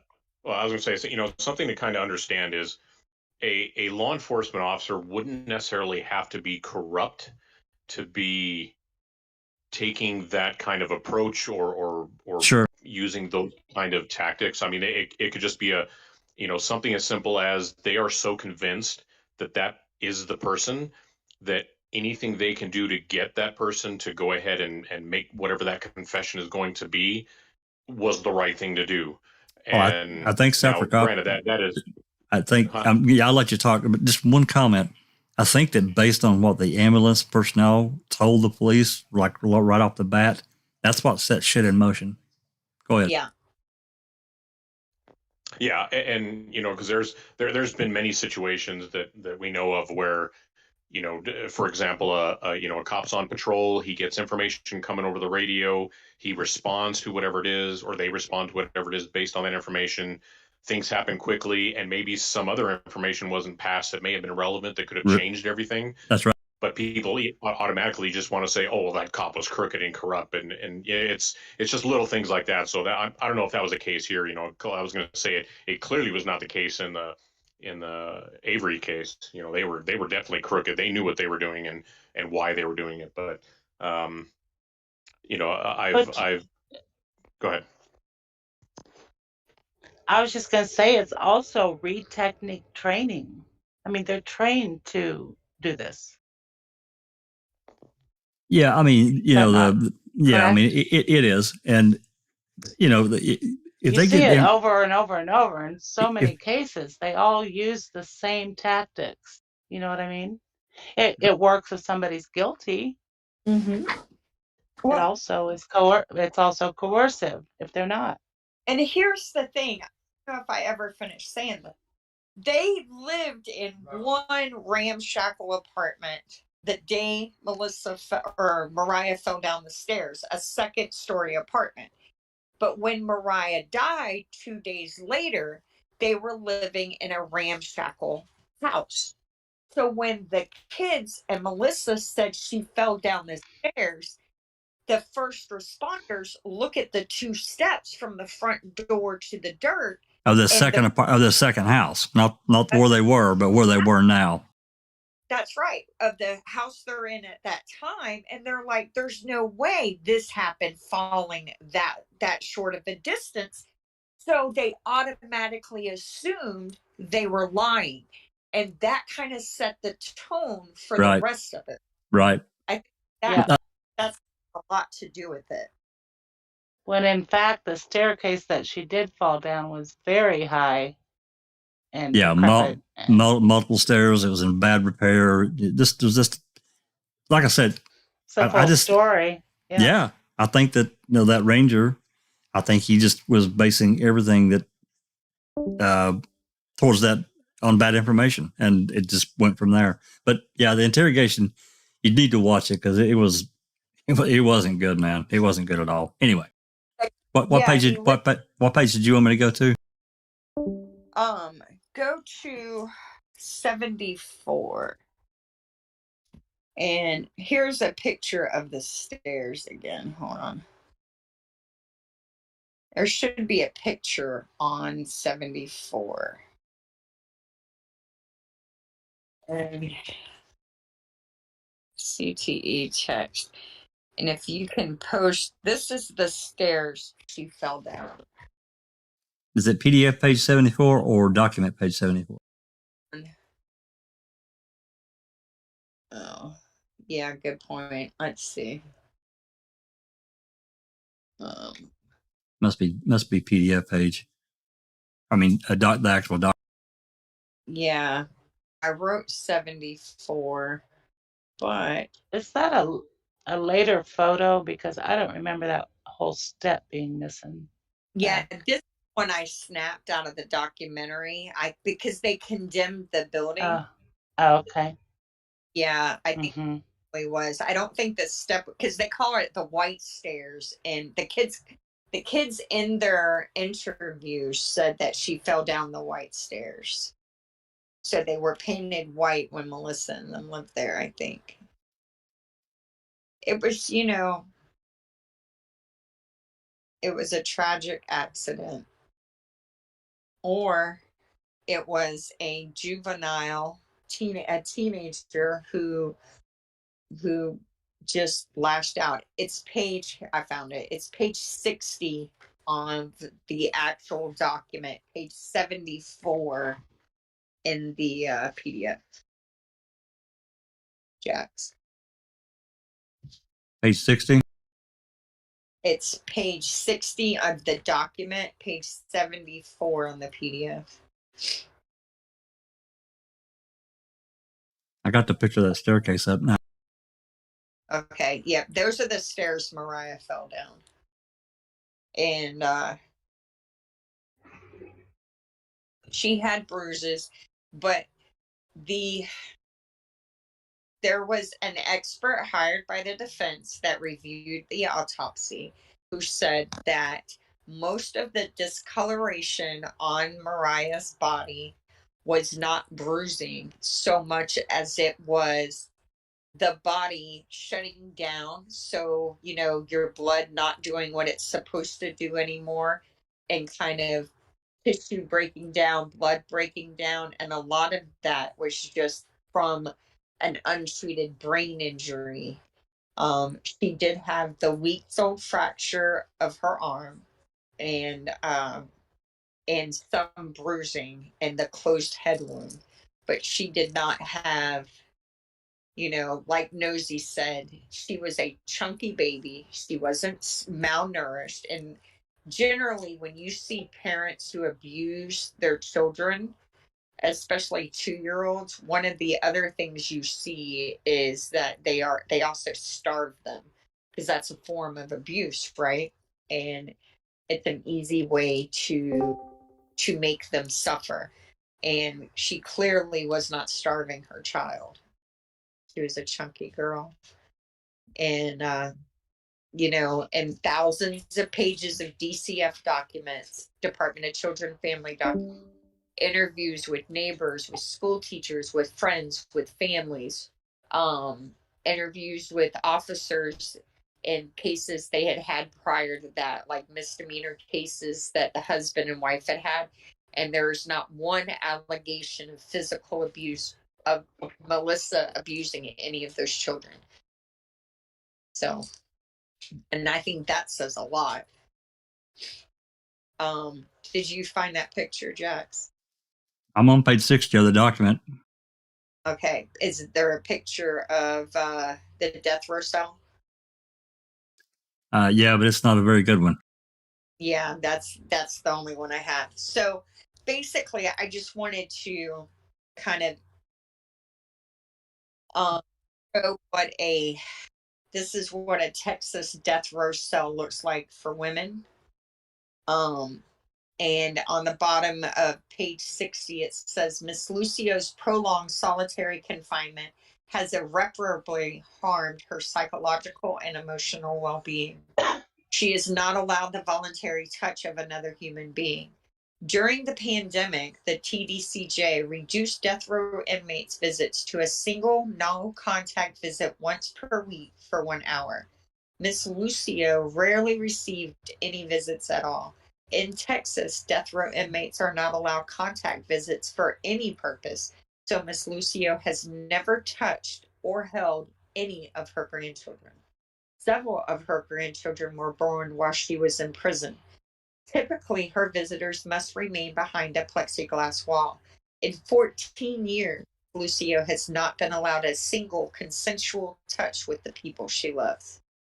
And she hears screaming, cursing, banging, slamming doors throughout the prison. The guards contribute to this noise by kicking the gates and cell doors and by cursing at inmates with vulgar language.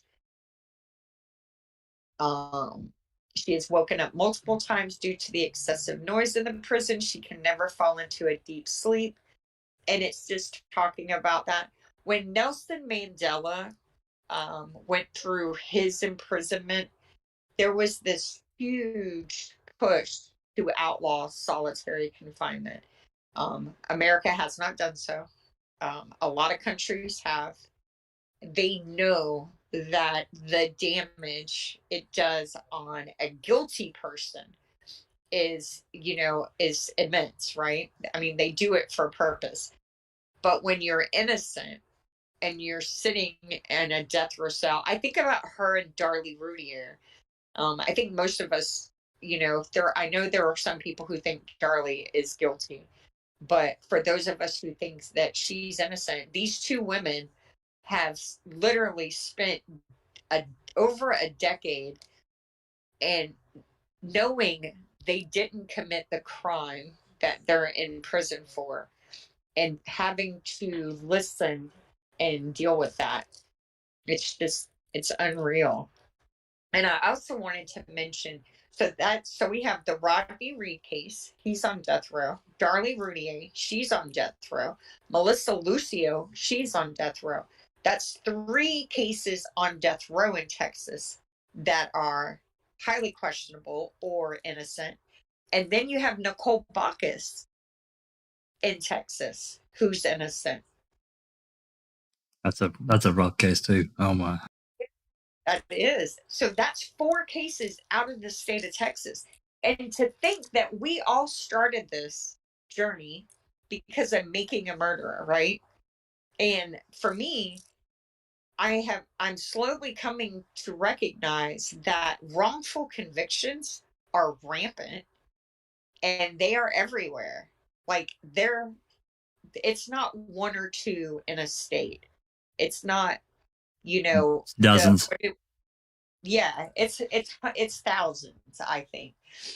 What did Ripper Jack say the other day? 97% of cases are pled out before they go to trial. Okay. That's right. And how many of those plea deals? Because see, when someone takes a plea, most people assume they're guilty, right? But we know for a fact that Ripper's brother took a plea and he wasn't. We also know Nicole Bacchus took a plea and she wasn't.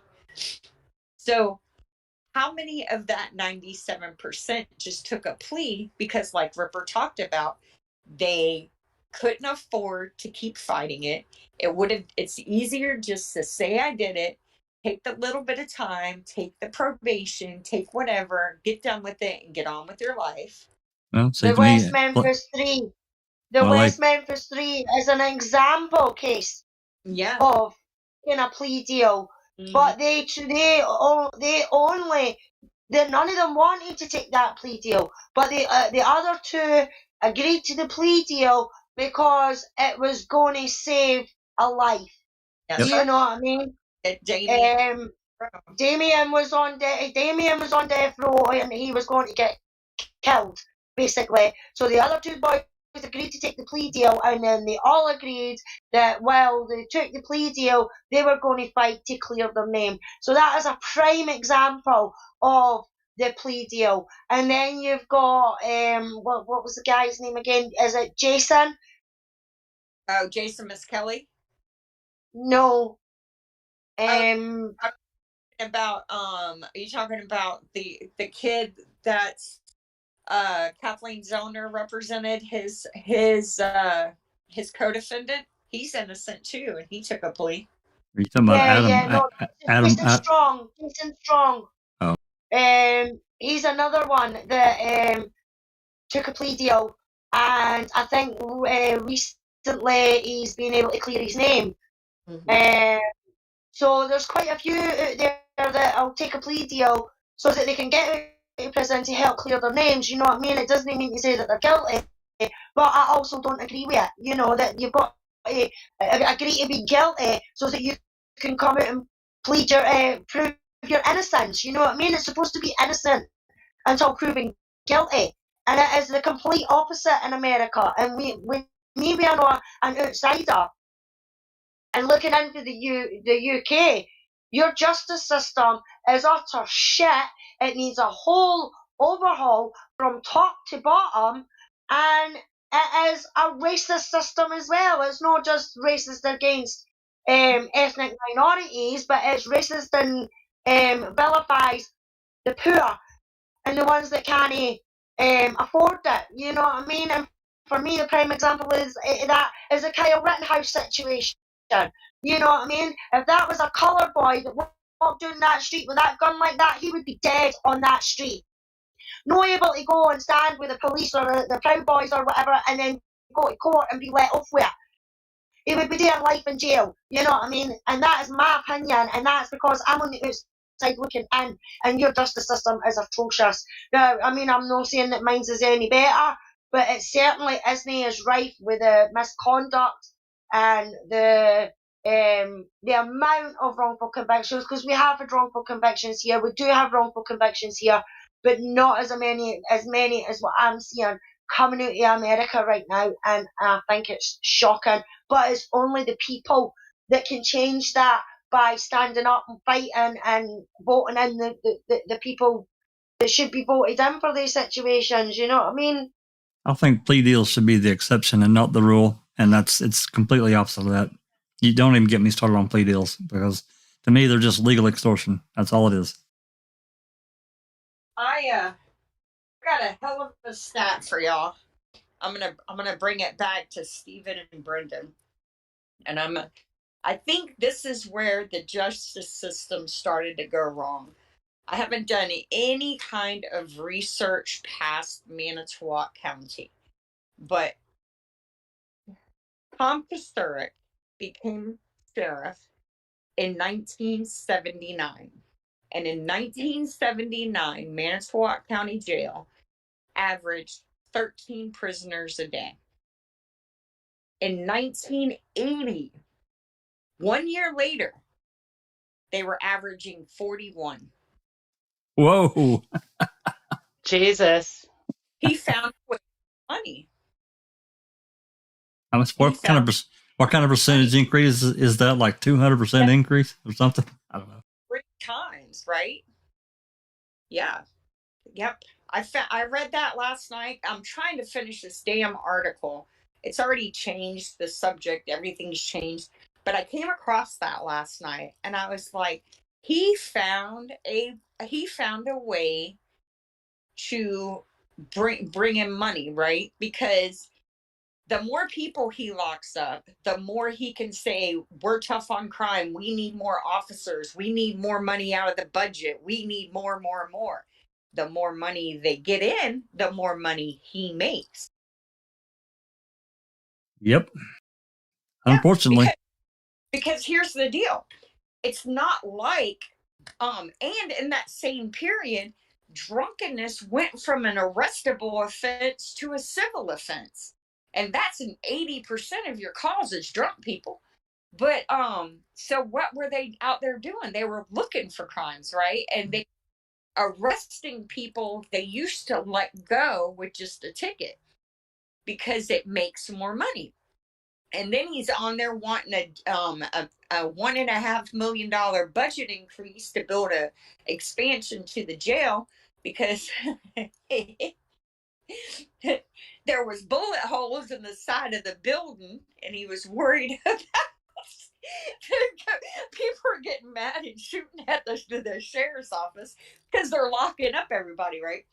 But he's wanting to fortify the jail because officers' silhouettes were able to be seen in the windows, and he didn't think that was safe. Which he's got a good point. But if you weren't arresting everybody, they probably wouldn't be shooting at you. But yeah, I'm curious what his average was toward the end of his term. Well, I'm per sure day in jail. Just gone up and up and up. Yeah. Because I know that increase, that was in 1980 that they wanted to do an expansion. They had just did one, I think I read in like 01. And so, and the thing about that is that's when the whole anti-drug movement started, like the end of the 70s, beginning of the 80s. Exactly. And so I'm sure that went way up. Oh yeah. And I've read somewhere, did I ever talk to y'all about, remember when Mark Rubio, we really don't talk politics on here, but you remember when Rubio and the Republicans were having a fit because Biden and them had just stopped that grant money? It was like $30 million out of the COVID fund, and it was going to provide safe smoking supplies to drug addicts, including items that could be used to smoke meth and crack. Well, yeah, we talked about that last time. Okay, well, that shit just irked me to no end. So I did a little bit of digging on that. And this whole get tough on crime, this is your brain on drugs, and they crack the egg in the frying pan. That was the movement where policing started to become more militarized versus community based. That was the start of it. You know how, Jack, you're always saying something changed 30, 40 years ago? Absolutely. I was alive and yeah, that was the change. They started wrecking the war on drugs. Yep.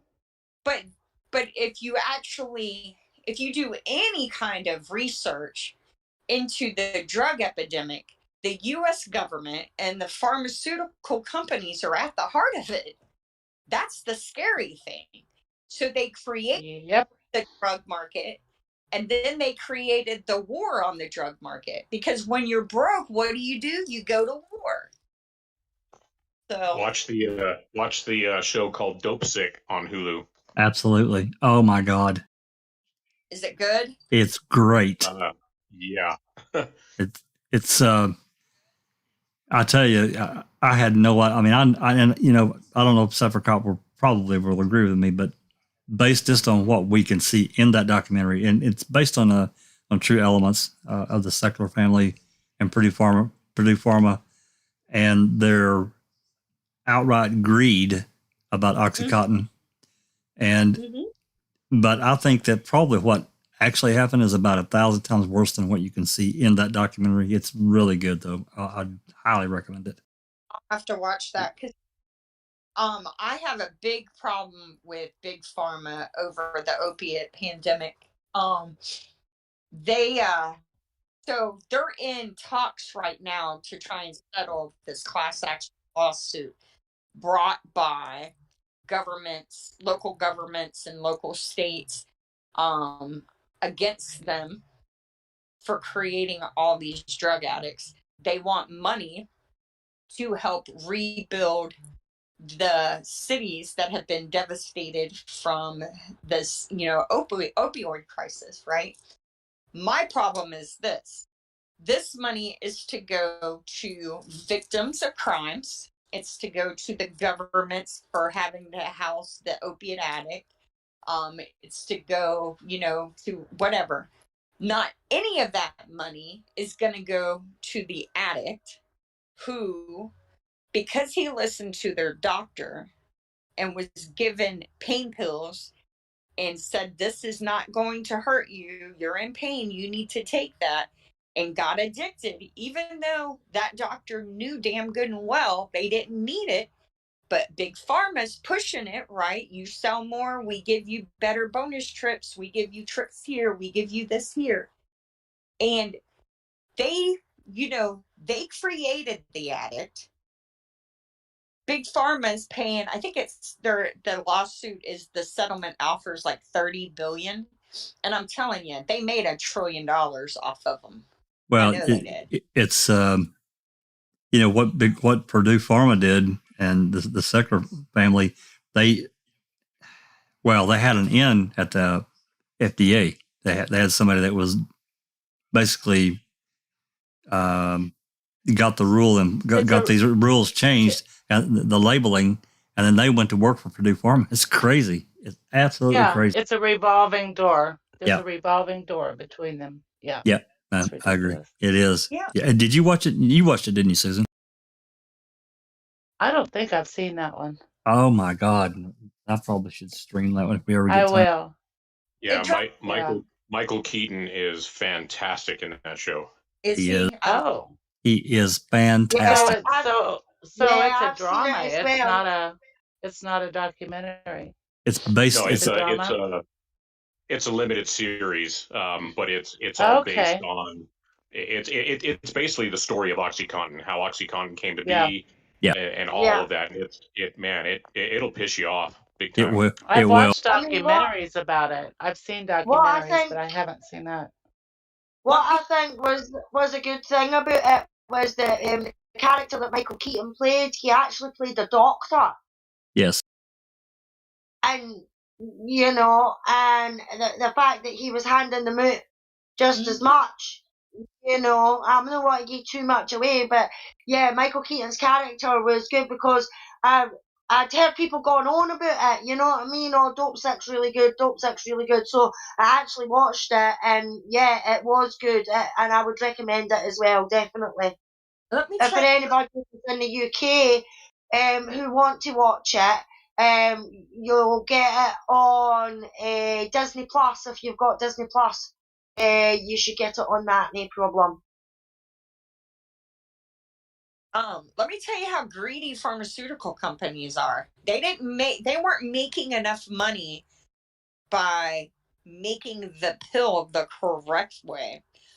I know for a fact that at least 2 of the big pharmaceutical companies got caught putting less than the required amount of opiate in the pill and selling it as a higher strength to make it go further. Sure. So you know what that is, right? That he was cutting it. Think about that. They were cutting it just like the drug dealer cuts the cocaine. Of course. So you have to take more of them So you to have get to the same effect. Right. You have to sell more pills. Exactly. You're going to want more. You're going to go back to your doctor. You're going to get more. Yes. Yeah. And you know what their fine was, or you know what their punishment was for doing that? Okay, they had to pay like, I don't know, $10 million, and their amount that they were allowed to disperse for 6 months was cut in half. So then you had people who couldn't get their medication filled, who you've gotten strung out. That's where heroin comes in. And that's why they turned to heroin. Yep. Why they robbed pharmacies, or you know what I mean? It's why people, like, I know someone, I don't really know her. I worked with a guy whose best friend's wife broke her foot in 4 places. She went skiing and she had a bad skiing accident. A wealthy girl. She comes from privilege. And she had to have pins and screws put in her ankle, and she got addicted. Okay. And her doctor cut her off or whatever. Once they tightened down the guidelines, her doctor said, you shouldn't be in any more pain. You don't need them anymore. And so then she didn't have them anymore. And she called a cab and went to CVS barefoot and robbed them with a water pistol for their pills. Yep. And then got caught waiting on the cab to come pick her up, hiding behind the building across the street. Never been in trouble in her life. Parents are, millionaires. Good girl. Just, and her life is ruined. She ended up she got probation. Her parents got her an attorney. She got probation. She violated probation. She ended up having to do, I think she did like 1.5 years in prison over it. And she got clean in prison, thankfully. Because she was young, she went to a youthful offender camp here in Florida, and she was able to get clean. And but that money that Purdue and all them have to pay, not a penny of that goes to the lives of the addict. Not a penny of that goes to the kids of these addicts that they made with the government's help. Because there was a loophole in the DEA law, and they exploited it to the fullest. Yeah, I mean, everybody in power always high fives and pats themselves on the back over the dent they put in the tobacco. The damage they did to big tobacco with all the fines and everything they did. It was so bad that go ahead and look at how Philip Morris International is doing. And that'll tell you just how ridiculous a notion that is. It's like a drop, not even a drop in the bucket, like a nothing. No. Right. Yeah. So, I mean, they can talk about cracking down on big pharma and big tobacco and all these other, Fortune 500 companies that are raping the American public of all their money and getting them hooked on all these different drugs and things. But you're not really going to affect anything because you're not really putting anything with teeth, verifiable teeth on the books that's going to keep it from happening again. You punch them in the mouth, it hurts for a little bit, and then you recover. And that's. Well, I mean, it's just like going after prosecutors. Yeah, it does happen, but not very often that they get jailed. Yep. It's just like with these executives. To me, what the Sector family did, 4 or 5 of them, maybe even a little bit more. There should be jail time. Absolute jail time. Oh yeah, they should have went straight to prison. Don't pass go. Don't collect 200. Yeah, that's right. If that had been an illegal drug, they would have, right? So I was listening to this podcast. I linked it, And basically, this is the issue with the government. It is structured so the wealthy will always remain wealthy and out of jail, and the poor will always help the wealthy get wealthier and go to jail. And here's the prime example, and I'm not the one that made this. This law professor from Harvard did. I'm stealing it from her. So, if an employee steals from their employer, they arrest. If the employer steals from the employee, they go to civil court.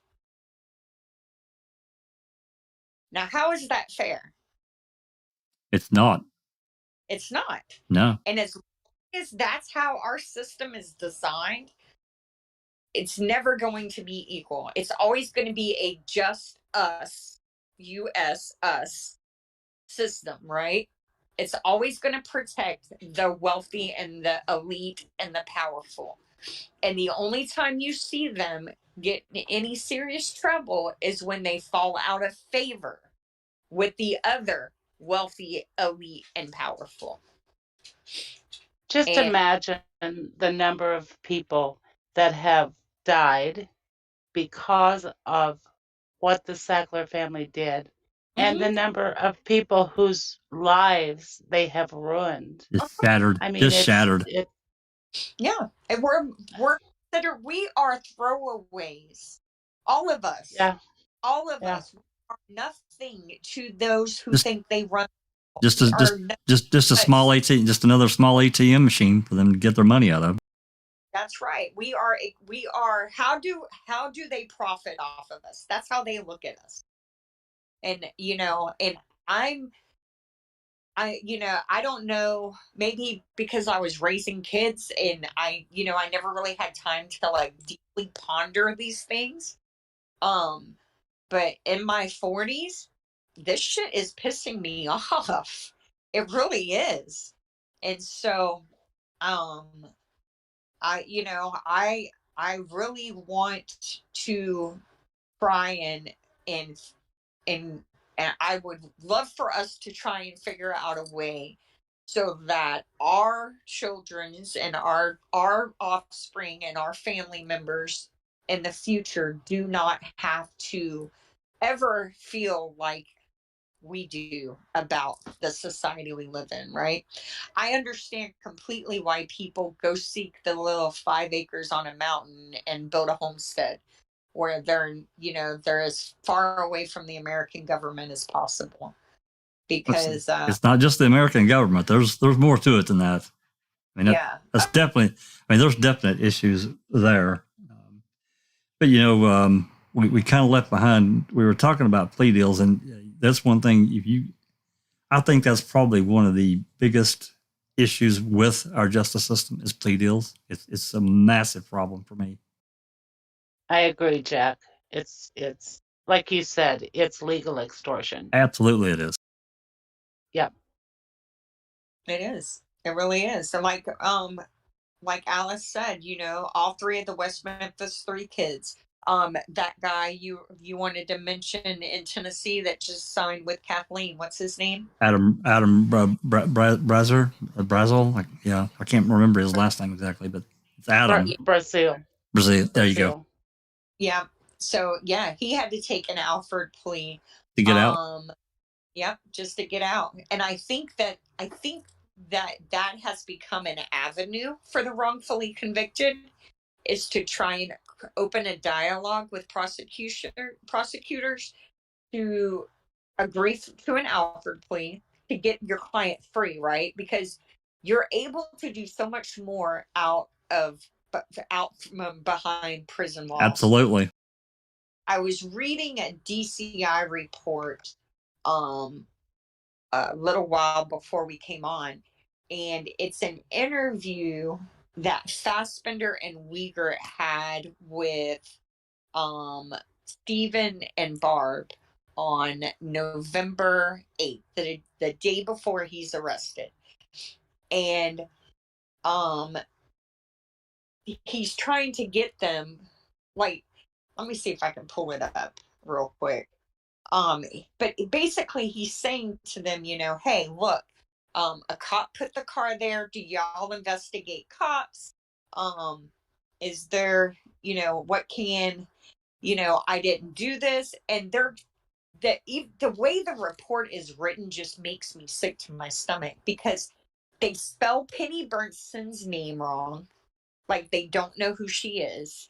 They act like they don't know who she is in there. They act like they don't know who Steven is. Like he hadn't just been released, a little under 2 years previously in a wrongful conviction, and the whole state had been talking about it for the past few years, especially the law enforcement community, and they're playing dumb. And then they're saying that if the evidence doesn't point to you, it won't, we're going to investigate it to the fullest. And we're not, we don't have a side in this. I mean, Fassbender literally writes all this down. And he's probably standing over the ready with his handcuffs to put him on Avery right then. Yeah, because he gets arrested the next day, right? That's right.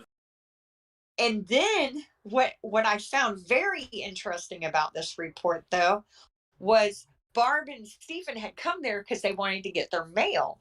Well, Wiegert and Fassbender leave Stephen up at the command center, and they take Barb to go get her mail, and they humiliate her by going through her mail before they give it to her.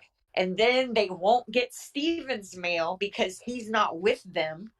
But then they fuck up, right?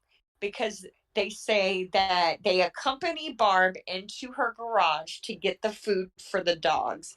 They mention the deer carcass, and Barb saying, yeah, it's probably no good now. Bobby got that deer. And then they accompany Barb to feed Bear and her dog. Now think about that. They went with Barb to feed Bear. The next day, supposedly, there's bones in that burn pit. And nobody could get near there because of Bear, the big bad dog. It's such crap. It's such a terrible thing that they said. It's so dumb. It's the whole friggin' story is just lunacy. It really is. Yep. And I was just like blown away by how intentional this entire narrative of false, it's all lies. It's all lies. And then when we I forget who posted it. I shared it with you. Can we pull that up real quick? I don't know what I want to pull up. Hold on. Let me get to it again. This thing right here.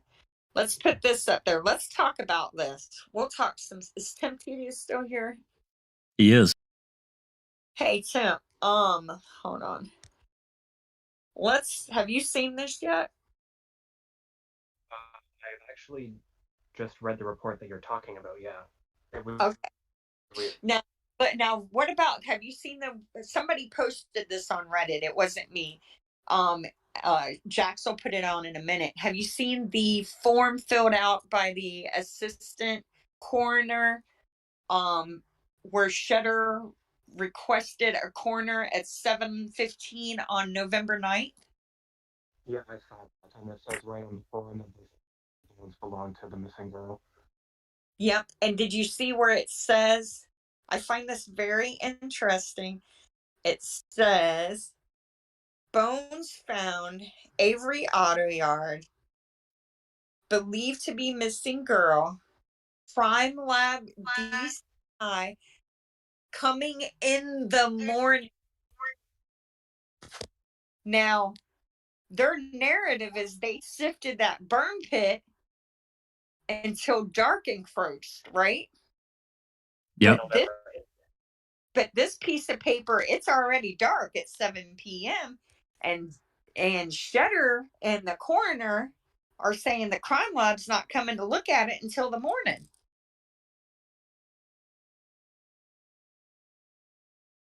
Isn't that interesting? Well, we know that the night that they really, we were told based on the reports is that they weren't there on the night. They were they came back on the morning of the 10th. Mm-hmm.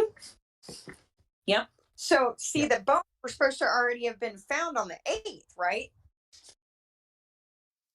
That's right. That's correct. Yeah, according to their narrative, Ertl and Zhang on the 8th sifted that burn pit and got them bones and put them in that cardboard box. But yet, what time was Stephen arrested on the 9th? I think around 2. Does that sound right, Tim? It was 1:30 to 2:30 range, best I can recall. Yeah, it was afternoon. Yeah. Yep. So I just find this piece of paper very, very interesting because Cheddar, I mean, by this time they should have already had human bones confirmed by Bennett, right? Because his report is between I think it says between 1 and 3. Is that's his estimated time of when Fry Miller brought him the untagged box of bones, and he confirmed they were female. So why are we now calling a coroner the next day to come out on the 10th? Well, and go ahead, Tim. No, that's all. I'm confused. I don't know. Like, that paper seems like kind of a big deal at this point. Absolutely. Well, and you tied this in with, there are 3 other calls referring to a coroner in Manitowoc County, and you guys are aware of that, right? All of you? There was a call.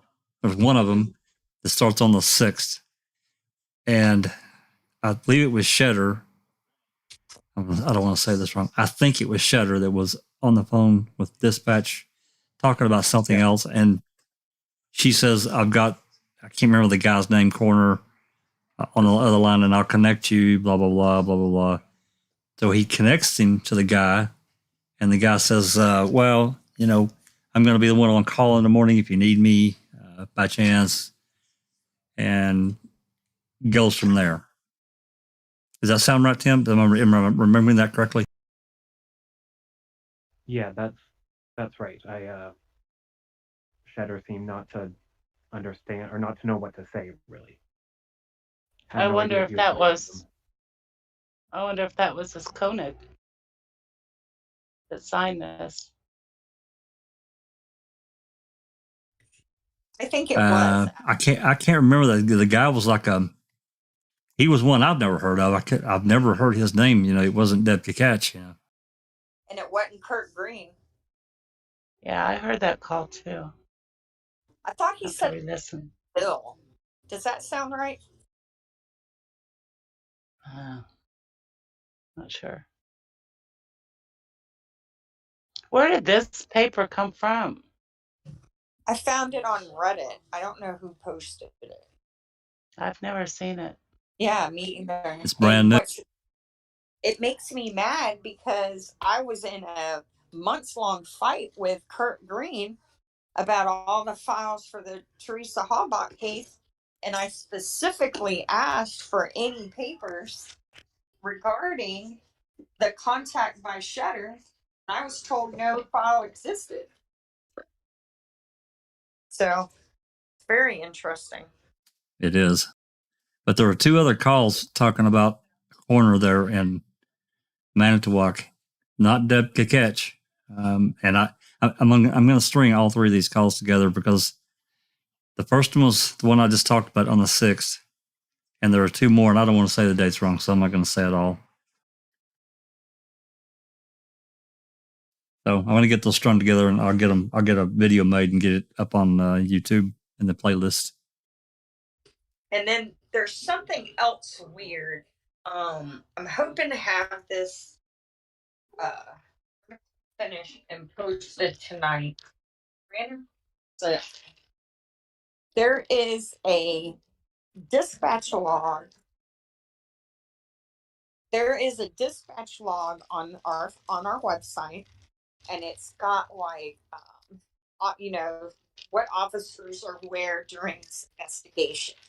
Well, on November 6th at 3 p.m., they sent Orth to set up a roadblock to cordon off this section of road that basically creates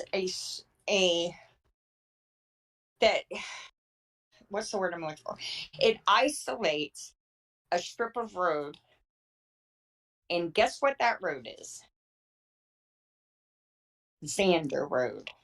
And guess what the address is that's right in the middle of that? 3302. That's right.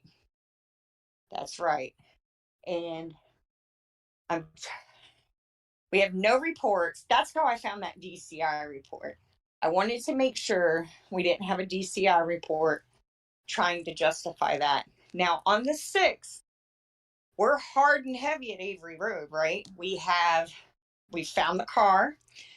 I think the 6th is when they start the narrative of Cuss Road in, like having a reason to go over there.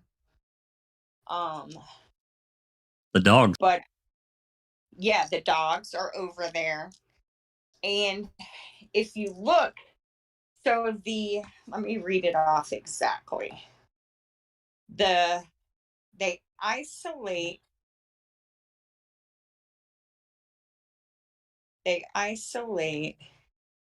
just the county highway, setting up detour. They cordon off Highway B north to cordon off B west to Q. So they took off B and Q and shut it off at it's BB. And if you look, that's Xander. And if you look on the map, just to kind of put it in perspective, if you go south to north, you have the zippers and the 310 stuff south. Then in the center, you have Avery Road, Cuss Road, Manitowoc County Quarry, and then north of that on Q is Xander. So what in the hell are they doing way north of where Teresa's phone pinged? Her phone never pinged there. Well, there's a call, and I think I don't remember if it was Shutter or I don't remember which one it was, but there's another call that comes in, and I think it was Shutter, and he talks about wanting to know everything about that address, 3302 Xander. And have you heard that call? I think I heard it, but that was early in the morning, and that was on the 5th, I think. Or no, I'm sorry.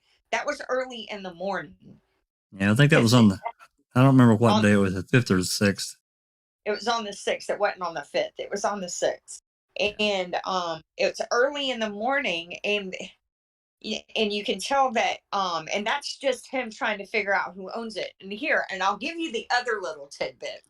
So I looked on this George Zipperer blog because Stephen Avery had in his computer searches there is a 3302 Xander, but there's no qualifying which Xander there was. And if you put 3302 Xander Road in Manitowoc County, there's actually two. There's one in Denmark and there's one in Two Rivers. And they're both on the same stretch of road. One's just a little further. Well, one's east and one's west, right? I believe that's how it is. Yeah. Yes. They're probably, I didn't measure the miles. They're probably 3 or 4 miles away from each other. And this is definitely the Denmark one. And what's interesting about this address is it was abandoned, or it was for sale at the time of Teresa's disappearance. And here's another little interesting tidbit. I haven't been able to find out if it's related or not. Tom Kosturek used to sell real estate for years. Now, what if he had access or he knew that that house was for sale and abandoned? The owners, I believe somebody looked into it, the owners were out of state. Like I think that it's even in a call that it takes them forever to get a hold of anybody who owns that house. Well, they had moved to Pennsylvania at least at some point, and potentially had come back. But I think at that point in the call that I'm thinking about, they didn't know for sure. Right. But I feel like we know that they were out of state, right? Like, I don't know where I know that information from, but the owners of that home did not live in Manitowoc County. So what if someone connected to the lawsuit knew that that would be a safe place to set up a scene of a crime, especially if they knew that Stephen had asked about that property, maybe on a jail call or something like that. And that's where this original crime scene was going to be. And that's why there's this bizarre for sale sign that makes zero sense evidentiary wise, because it's the only piece of evidence found on the first day. Investigators are searching the home. Okay. Colburn photographs it multiple times, stages it. He pulls it out, takes a little picture with it half pulled out, then pulls it out completely, takes a picture of it. But yet officers do zero investigation into that address. Yeah. It is weird. Yeah. It makes no sense. So why wasn't that on the 7th or later when they did that? Because it was the 7th when they took over the property. No, they took over the property on the 5th. They found the car. Yeah. Okay, yeah. That's right. Yeah. Yeah, it was the only piece of evidence they had that connected Stephen to Teresa on the first day, besides the RAV. The only thing. And she's still missing.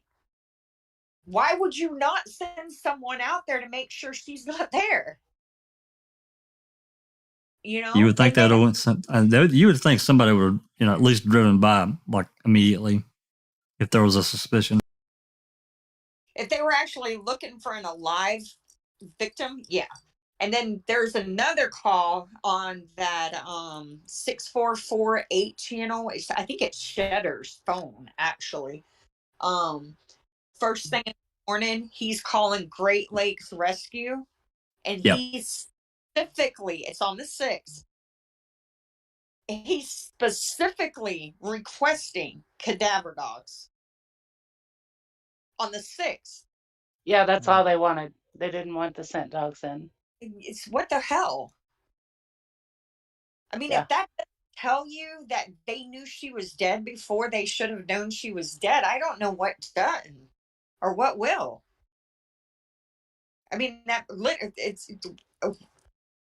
lying to us about what they knew and when they knew it. I know that there's a call from Todd Herman to really early on the morning of the 6th, after he talked to his brother, to Great Lakes Search and Rescue, and once them there was a little discussion about how many dogs, and they want them at the command center at like 8:30 in that morning, and I think the call was at like 6 a.m.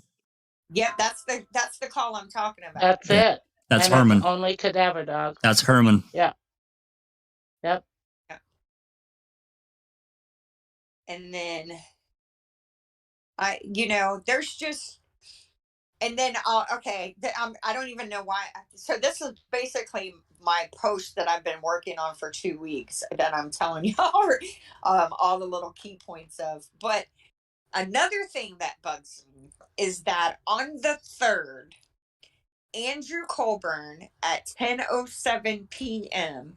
radios dispatch and says 432, I'm 1024 from County Highway B access. Okay.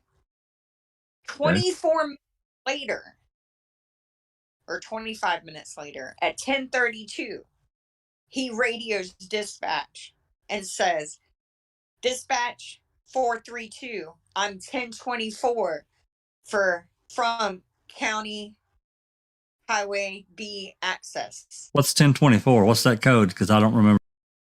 It's cleared from scene. Gotcha. But but you were cleared from the scene at 10:07. Where'd you go from 10:07 to 10:32 that you forgot that you had already cleared yourself and you cleared yourself again? You see? Yeah, I had no idea. Nope, we don't have anything. Yeah. So there's 30 minutes of time missing. And then another thing, and I haven't been able to find it, that license plate call that he makes of Teresa. 922. At 922. Every single communication we have from Andrew Colburn, bar that one, is by radio. Every single one on that night during that time period is by radio. Why did he use his cell phone? And we have one like 3 minutes prior by radio. Why at 922? And if I'm wrong, somebody show me, because I have checked, but I'd rather be wrong. Why is he using his cell phone at 922 when 3 minutes prior and 5 minutes afterwards he's using his radio? That's interesting. I don't know. That's a good point. I haven't really looked into that. That's a really interesting point there. I don't know. It makes no sense. Yeah, because I would imagine that. I don't know what they had using at the time in Manitowoc, but I think they all carried the shoulder-mounted mic. They had their radio strapped to their belt so they could call in. I don't know. That's weird. That's really strange. And here's another interesting thing about that. So Andrew Colburn has his shoulder radio on in his deposition, right? Yep. But by the time the trials run around, when you start seeing him in the news after he made that license plate call, I have yet to find a picture of him with the radio on his shoulder. That could have just been, whatever. I get what you're saying. Is it consciousness of guilt? Is it, I know that call's out there and I don't want people to see I could have used my radio. Have I missed a picture of him with the radio on? Or is this proof that he knows better? If you can share this picture, I'll tell you, I've come across this one today, and give me a second here. Yep, I'll share it with you. Let's see. So, if you want my 10 cents on that, we have to remember that while all this is going on, these folks had not a glimmer in their mind that this case was ever going to explode the way it did. Agree. After, with the documentary and all that. So remember, everything they're doing, they think they're covered on.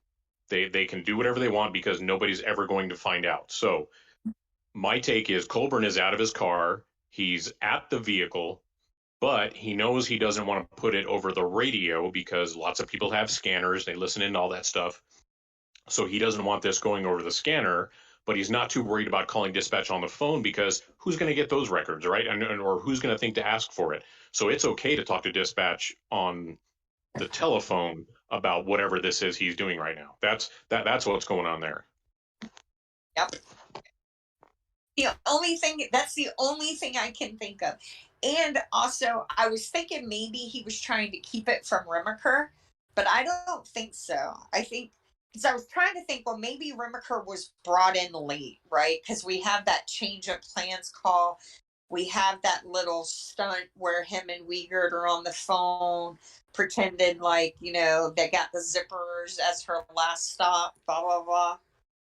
But then, I don't know. I think Rimmerker was in from the beginning, most like probably. I really do. Well, you know, that call between Remaker and Wiegert, at the time of that call, I don't sense deception on Wiegert's part on that call. It sounds to me like at that point Wiegert is still acting like a cop. He's still trying to put pieces together. He hasn't. It seems to me he hasn't been brought into the circle yet. Yeah, and that's what I was thinking too. But then I heard Remaker call DCI on the 3rd and say, "Hey, when I was at the death school, y'all had a machine that could tell us where y'all could track a cell phone, right? Ping a cell phone. Mm-hmm. You could ping a cell phone." And the guy that was talking to was just a guy that answered the phone. He didn't know. Yeah, but he said we have a probable suspect or something of that nature. But unusual situation where, yeah. But then I think they pinged it, and this is the only reason why I think they pinged it, because then they lied about why DCI called her cell phone. They called her cell phone because that's how they track it, right? That's how they access it to figure out, to get the signal to do whatever it is you do with cell phone technology. And that's all they had to say, you know, because I mean, that's all they had to say, because those residences are close enough where you could have said, we tried to use the technology, it didn't give us an accurate reading or whatever. Instead, they say, we tried to contact Teresa and it went straight to voicemail. Now, why would you do that? You know, I mean, you know, she's a missing person. Rimmerker's already tried to call her. Calumet's already tried to call her. That makes no sense. And then more importantly, why would you do that right after Rimmerker had just called asking you to ping her phone? And they tried to, and then they never admitted trying to have her phone pinged. So I think they pinged her phone, and I think it pinged somewhere around the Zipper residence, or maybe it has to be somewhere around the Zipper residence. I don't know. Yeah, I'm not sure. I'm not sure how the pinging technology works. If they just send out a signal through the various towers and see if they get a hit, and if they can triangulate between an area between 2 or 3 different towers and narrow the search for where that particular phone is. I'm not sure, but I think it's something like that. We need Big Jeff or somebody that understands that technology, how it really works, because I really don't know for sure. I think the government has had much more accurate capabilities of tracking in that time period than Ken Kratz and them portrayed at trial. Personal opinion. Because if they didn't, Rimmerker never would have called trying to get them to ping her phone. He acted like it was death ray technology, right? Like it was something he had never seen before. And well, they had heard about it during that training session, whatever it was. They said that they talked about it and wanted them to, ping her phone or try to anyway. Yep. And if you listen to the call, he says, I know DCI has this machine that can track a phone or something to that effect. It's very clear he knows they have it, but then he tries to backpedal from that. What do you want to show us on this photograph? I've got it up. So this was on the Zipper blog. I just want to introduce good old Larry Lavina. So from left is Peterson, and then behind Peterson is Larry Lavina in the suit and tie, the light color suit. Retired now. Mm-hmm. Yeah, Lion Larry. And then we have Michael Bushman. And then we have David Siders. And then Greg Shetter, Seton Glob, and Rob Herman is in the driver's door. Nice. I just thought, I thought it was a kind of a cool pick to put some faces to some names that we're always reading. I thought. Yeah, most of them I recognized. Part of them I did not. Larry Lavina looks like a beat cop from Chicago. He does not, or like a mob enforcer, like a bookie, right? Like a mob guy. He does that. He doesn't look like a records custodian that I would, picture in my mind. No, hey, just on a maybe a side note, a question to Temp. What's your take on law enforcement having actually committed the murder? I'm okay with that. I usually, when I think about Bobby being guilty and Scott being guilty, I usually assume that there's some connection there where they're not just doing it to do it, they're doing it to benefit law enforcement, which is going to benefit them somehow, whether it's just, them getting a house or whatever. But that's interesting. I like Sunshine's idea about Kasarik setting up something at the for sale, because he did, used to work in real estate, and I can see that. Do you have any particular officer in mind who you think had the ability to actually do it? No, I don't know. I mean, I don't know who would be capable of that, other than the only reason I would say Kasarik is because he has the motive, right? He's the named defendant, or Vogel. I mean, Colburn was in trouble for sure, but, I think he kind of got roped into it when he first made that license plate call. Why, do you have someone specific that you are? No, I've kind of tossed it around. My thought is with Colburn having discovered the car, there had to be a plan starting to at least hatch between this group from that point forward. And I've tried to figure out, did they find either the body, some evidence of the body, or did they find, did they kill her? And the stumbling block for me is trying to figure out, okay, if they did, which of these guys would have had the mental capability, I don't know if you want to call it the physical capability, to actually murder someone, know they murdered them, and be quiet all this time. I think I would have to remove Colburn, Lenk, Remaker, Dietering, Wiegert, and probably even Fassbender. I don't think any of those guys would have been able to do that. But beyond that, I'm stuck with who could have possibly done that. That's kind of what's pushed me away from looking at anybody in law enforcement as the actual murderer. Yeah. If they were going to do it, you would think that they maybe would, if they're corrupt enough to consider killing a girl, they maybe would have a confidential informant that would do that for them. Yep. I can't imagine that. That's what I think. That would get their hands so They dirty. hired. And again, I think part of the problem with this conspiracy is that, at least I believe, that she was killed shortly after leaving Avery salvage yard. And I don't know if any of them would want to be just seen around there. It might benefit them to have a very, very solid alibi if they knew some dark shit was going to go down. But I did. Jax, did you share that? Does everyone know about that call that Jack shared on Twitter about the voicemail to Link about a tip about Teresa's body? No. I'm not sure everybody's seen that or picked up on it. Let me see if I can hold it up here. Hold on. You shared it a while. It was at least a week ago.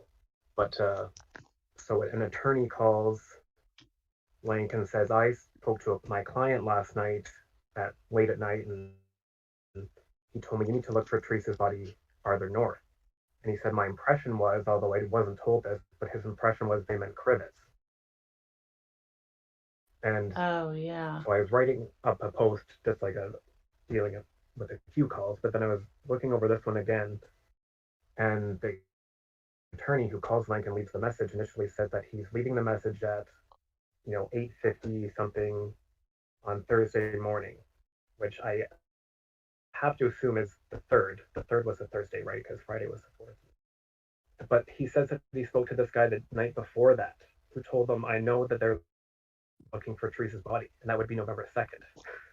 Unless, I mean, just because this call that I'm thinking of doesn't have a date attached to it, so I'm going by my best estimation of the other calls that were, before it and after it. But if it's from the 3rd, then this guy is kind of talking to Link saying, we know that you were looking for a body on the 2nd. Yeah, I can't find it. Did you? I have it here. I don't have it uploaded anywhere. Did you notice that date, Jack, or did you just notice the body language? I didn't notice the date. You're right, I didn't. I didn't either until I reviewed it again. And then I thought Thursday, it can only be Thursday the 3rd or Thursday the 9th or the 10th. The 10th, I guess. And it doesn't make much sense for me for that call to be coming in on the 10th. There's one Uyghur talks to Link to get Avery salvage yard and zips GPS. Look further north for the body. Yeah, got it. Let me pull it up here and I can play it. Hold on just a second. That is interesting. See, when I hear north for the body, I think that Geo. That's a weird call, Susan. What? That's a weird call. That geocaching.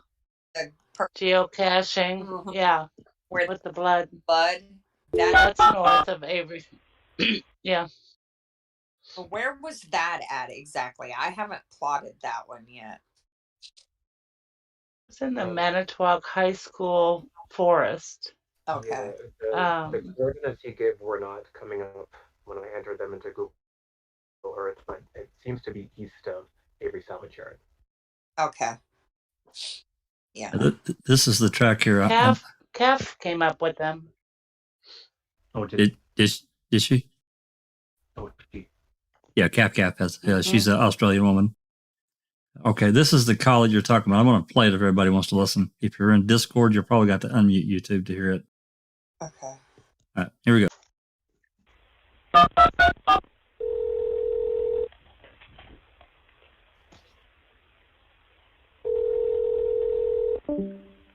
Dassey, Mazinski, Cashman, and Olson. Yeah, could I speak to Steve Olson, please? It's Olson calling. This is Lieutenant Link from the Sheriff's Department.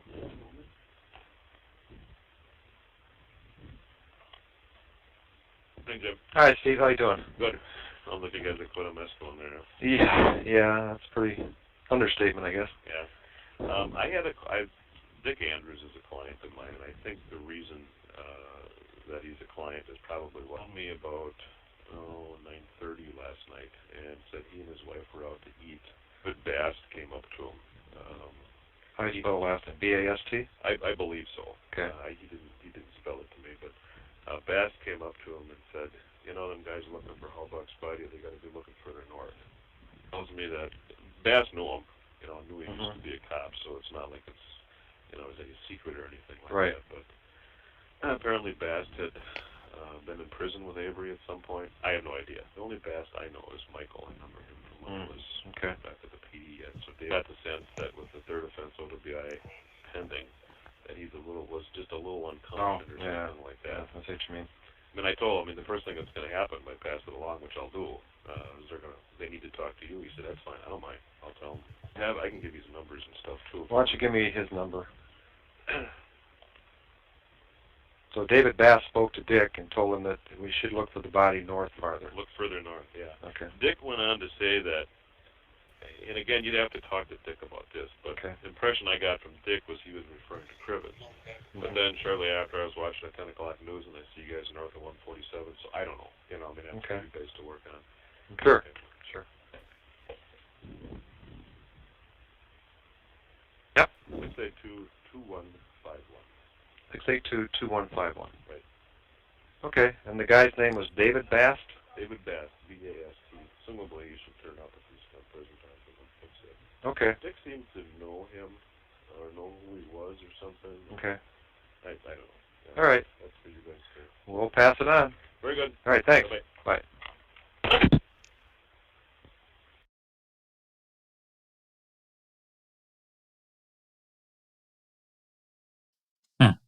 Yeah, I remember listening to this one, for sure.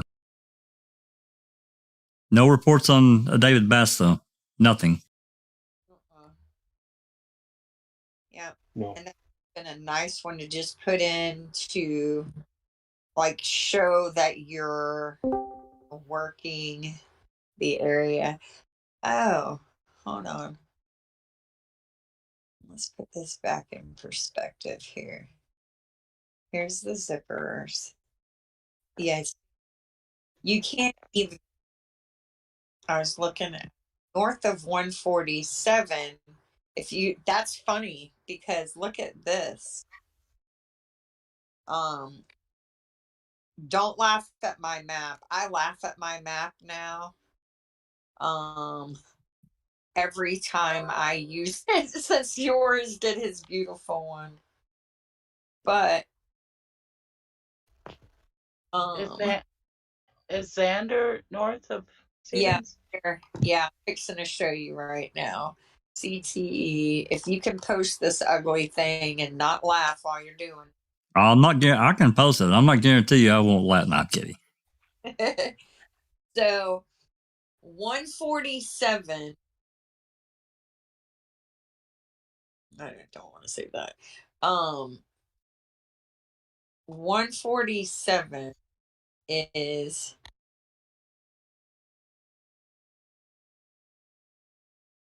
so do you see where the pink 3302 Xander Road is? Gonna pop in there just a second. Okay. There it is. It's on. All right. So the pink 3302 Xander Road is the Xander Road that was affected by the off the books road block they set up. And the blue push pin is just to the east of 147. If you I zoomed in on. Okay. That line here, let me look at what you have here. Let me mute.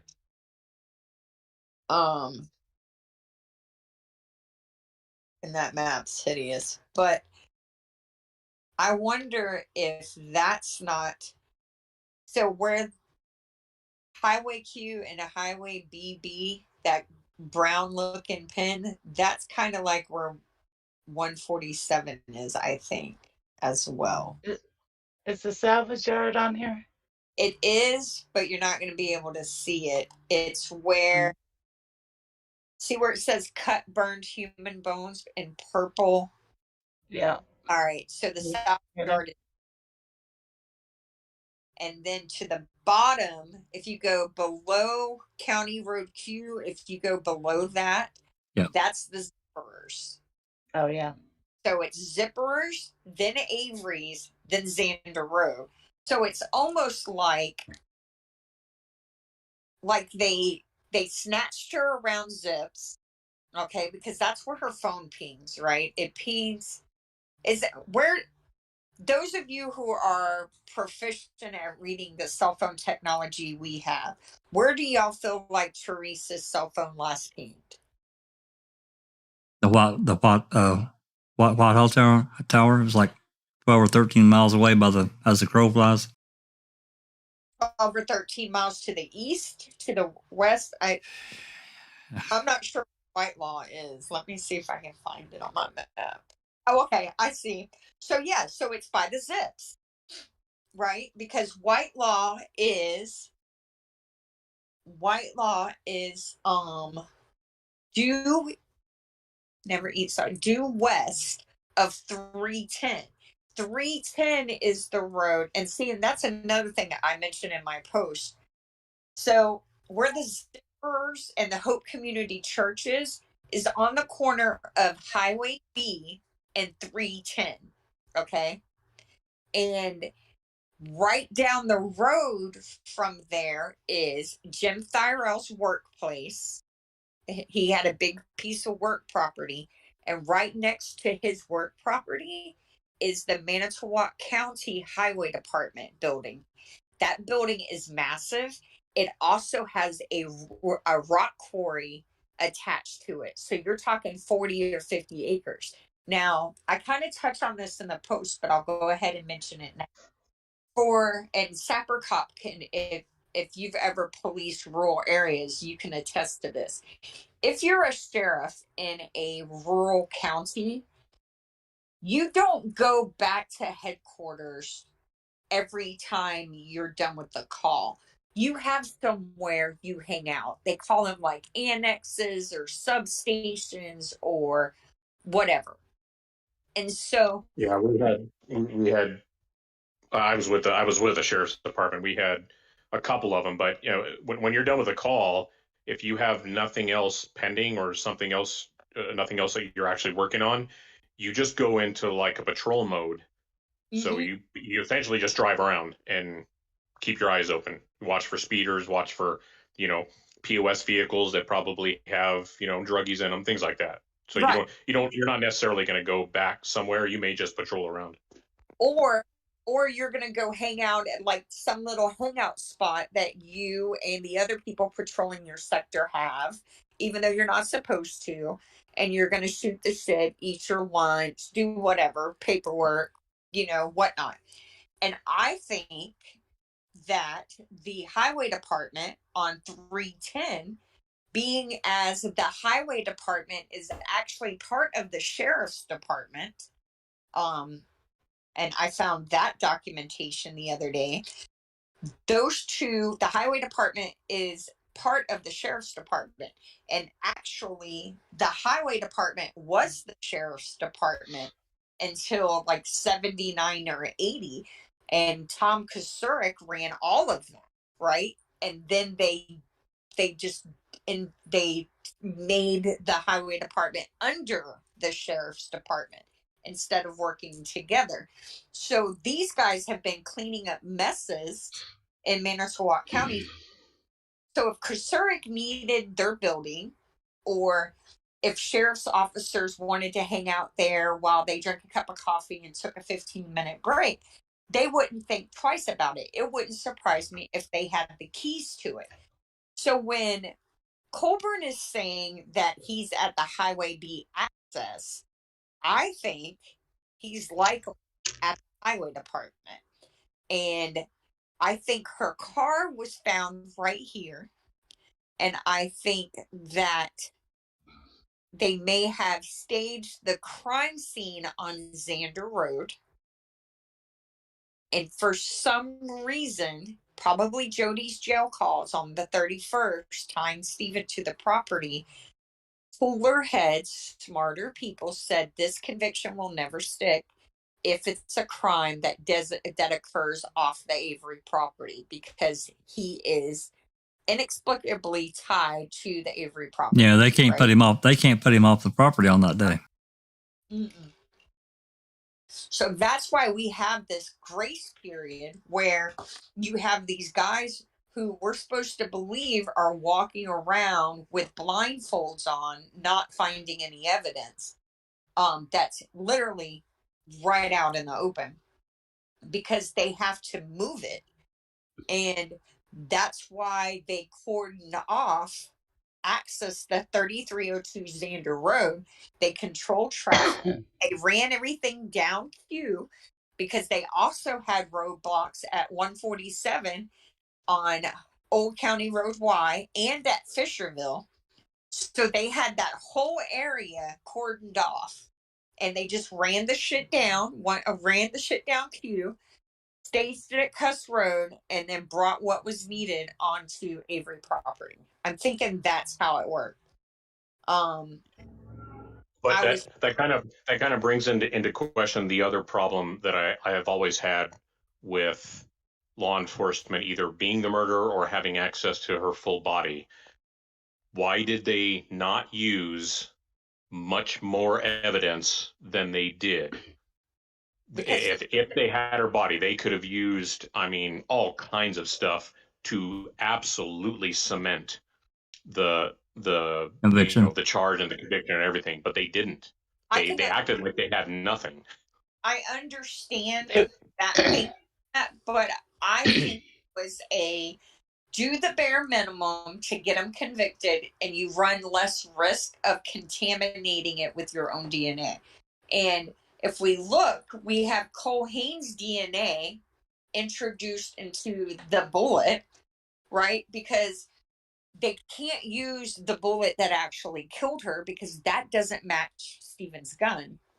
Because she was probably killed with like a 9mm or a hit over the head. So they have to, and I think that the body was past the point of being able to be utilized in that way. And is what I think. I think it was just, and nobody wanted to deal with a dead body. You know, who wanted to cut it up, drain the blood, and then go take it over there? That's why they just put it in her RAV. They may have burned her that night to eradicate their DNA. Even I've thought about that. But somebody did cut her up because the bones had cut marks. Yeah. I think it wouldn't surprise me if she wasn't cut and burned prior to the RAV being found, because they knew she was dead from the beginning, right? I mean, everything we see confirms that. There only cadaver. There's never a sense of we have to find her before time runs out. Even the reporters don't even act like they're looking for a living victim in this case. You know? Like, well, they called in Lincoln Jacobs, and Link said, well, they had found the car. Well, she's got to be nearby. It's like they had her dead before they should have even known she was dead. So and they didn't have access to Steve's trailer to put stuff in there. Colburn walked through it on the 3rd, right? Yeah. Yeah. That's right. They didn't have access to it prior to that. So Colburn walked through, didn't see anything. I don't think they could, put a bunch of her in there. Yeah. And they can't go back. That's right. They can't go back and say that. I think the original plan was his DNA in a bloody crime scene off the property, and trying to move a bloody crime scene back to Stephen's property. They were probably scared about introducing their own DNA. Well, there's another call that a guy called in about geocaching. Mm-hmm. And finding that huge amount of blood. Yeah.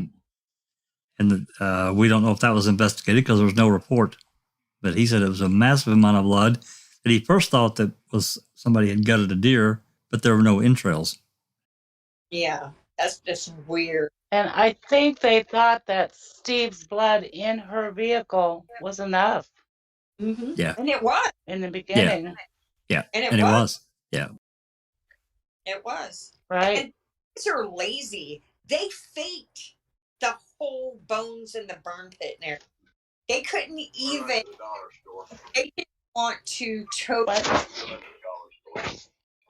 I thought that was my husband again. I was like, you just went. They couldn't even be bothered to choke the bones to the burn pit and stage the scene. They just wrote it up. I mean, if they had actually set up the sifting equipment and done what they said they had done, they would have taken pictures of it. Of course they would. They did it. Yep, they did it with the bullet. They did it with the key. They did it with every other obviously planted item, but they didn't do it with the bones. And they didn't do it with the bones because it didn't happen. And I think that shedder, that corner paper that whoever blessed enough to get, I think that paper proves it.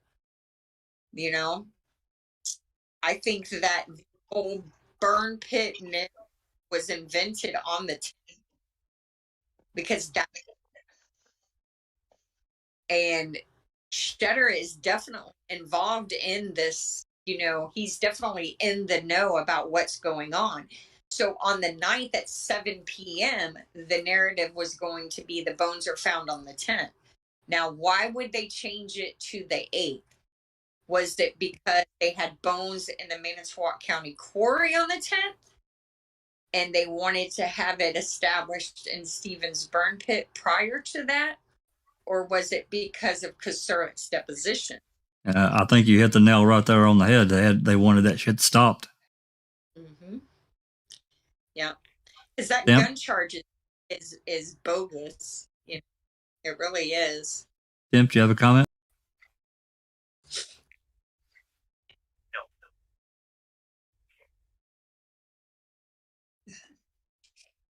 And you know, Kosurik just ran this town, guys. I mean, he could have very easily had a bad guy on retainer. And you know, I sent you that mug shot I had of Berg of the German. It's really weird because Cummings gave me his mugshot, but he's yet to give me his global activity report. And I asked for both of them at the same time. Yeah. I think it's possible that Kosurik sent somebody in to Steve's trailer on the 4th when they saw the lights to get some DNA, toothbrush, slippers, whatever. And they got lucky and saw blood and took the blood From Steven's cut finger. and used it. That's a real from the sink. That's probably exactly what happened. And since he smelled smoke, if it wasn't Scott, it was probably Link. Because lived yet. So I don't know who it was, but to back up just a bit, for all of this to work, we would first have to establish how they knew Teresa was going to be there in the first place. Because remember, she was not supposed to be there that day. She wasn't supposed to be there until Avery called that morning. And I have a hard time buying into an idea that they're tapping his phone, because the what would be involved to do that, and the fact that if you're doing it illegally, you're talking about a federal felony, leads me away from that being a possibility. So how else would they have known Teresa was coming? To be able to put a plan together to murder this completely innocent person to frame Stephen Avery. Well, the Jody call that we don't have. Yep. So. Yeah, but he doesn't say he's going to call her. It's still a question up in the air. He doesn't decide until that morning. Yeah. And also, I want to make sure to mention, Manitowoc County had the ability to tap phones in it's in courts. And so, and Kosurik don't give two shits. He fears nothing or no one. Yeah, I have no problem believing they were tapping or listening somehow. These guys are dirty. They likely attacked. They needed an opening. They needed something. So I think they were listening. Yeah. And they had been talking about, I know that the prosecution has sold it as he didn't know that Teresa was going to come until that morning, but they had been talking about calling the girl on Monday from since like Thursday or Friday the week before. And in that area, it was going to be more likely than not that if he called her, she was coming that day. Right? So Steven says they were listening to him. Mm-hmm. And then you have the domestic violence call where an officer just happens to be sitting at the end of his road and responds within 2 minutes. And that was in 2004. That was right after he filed the lawsuit. And then you have that there's a comment made by one officer, he can't take a shit without us knowing about it.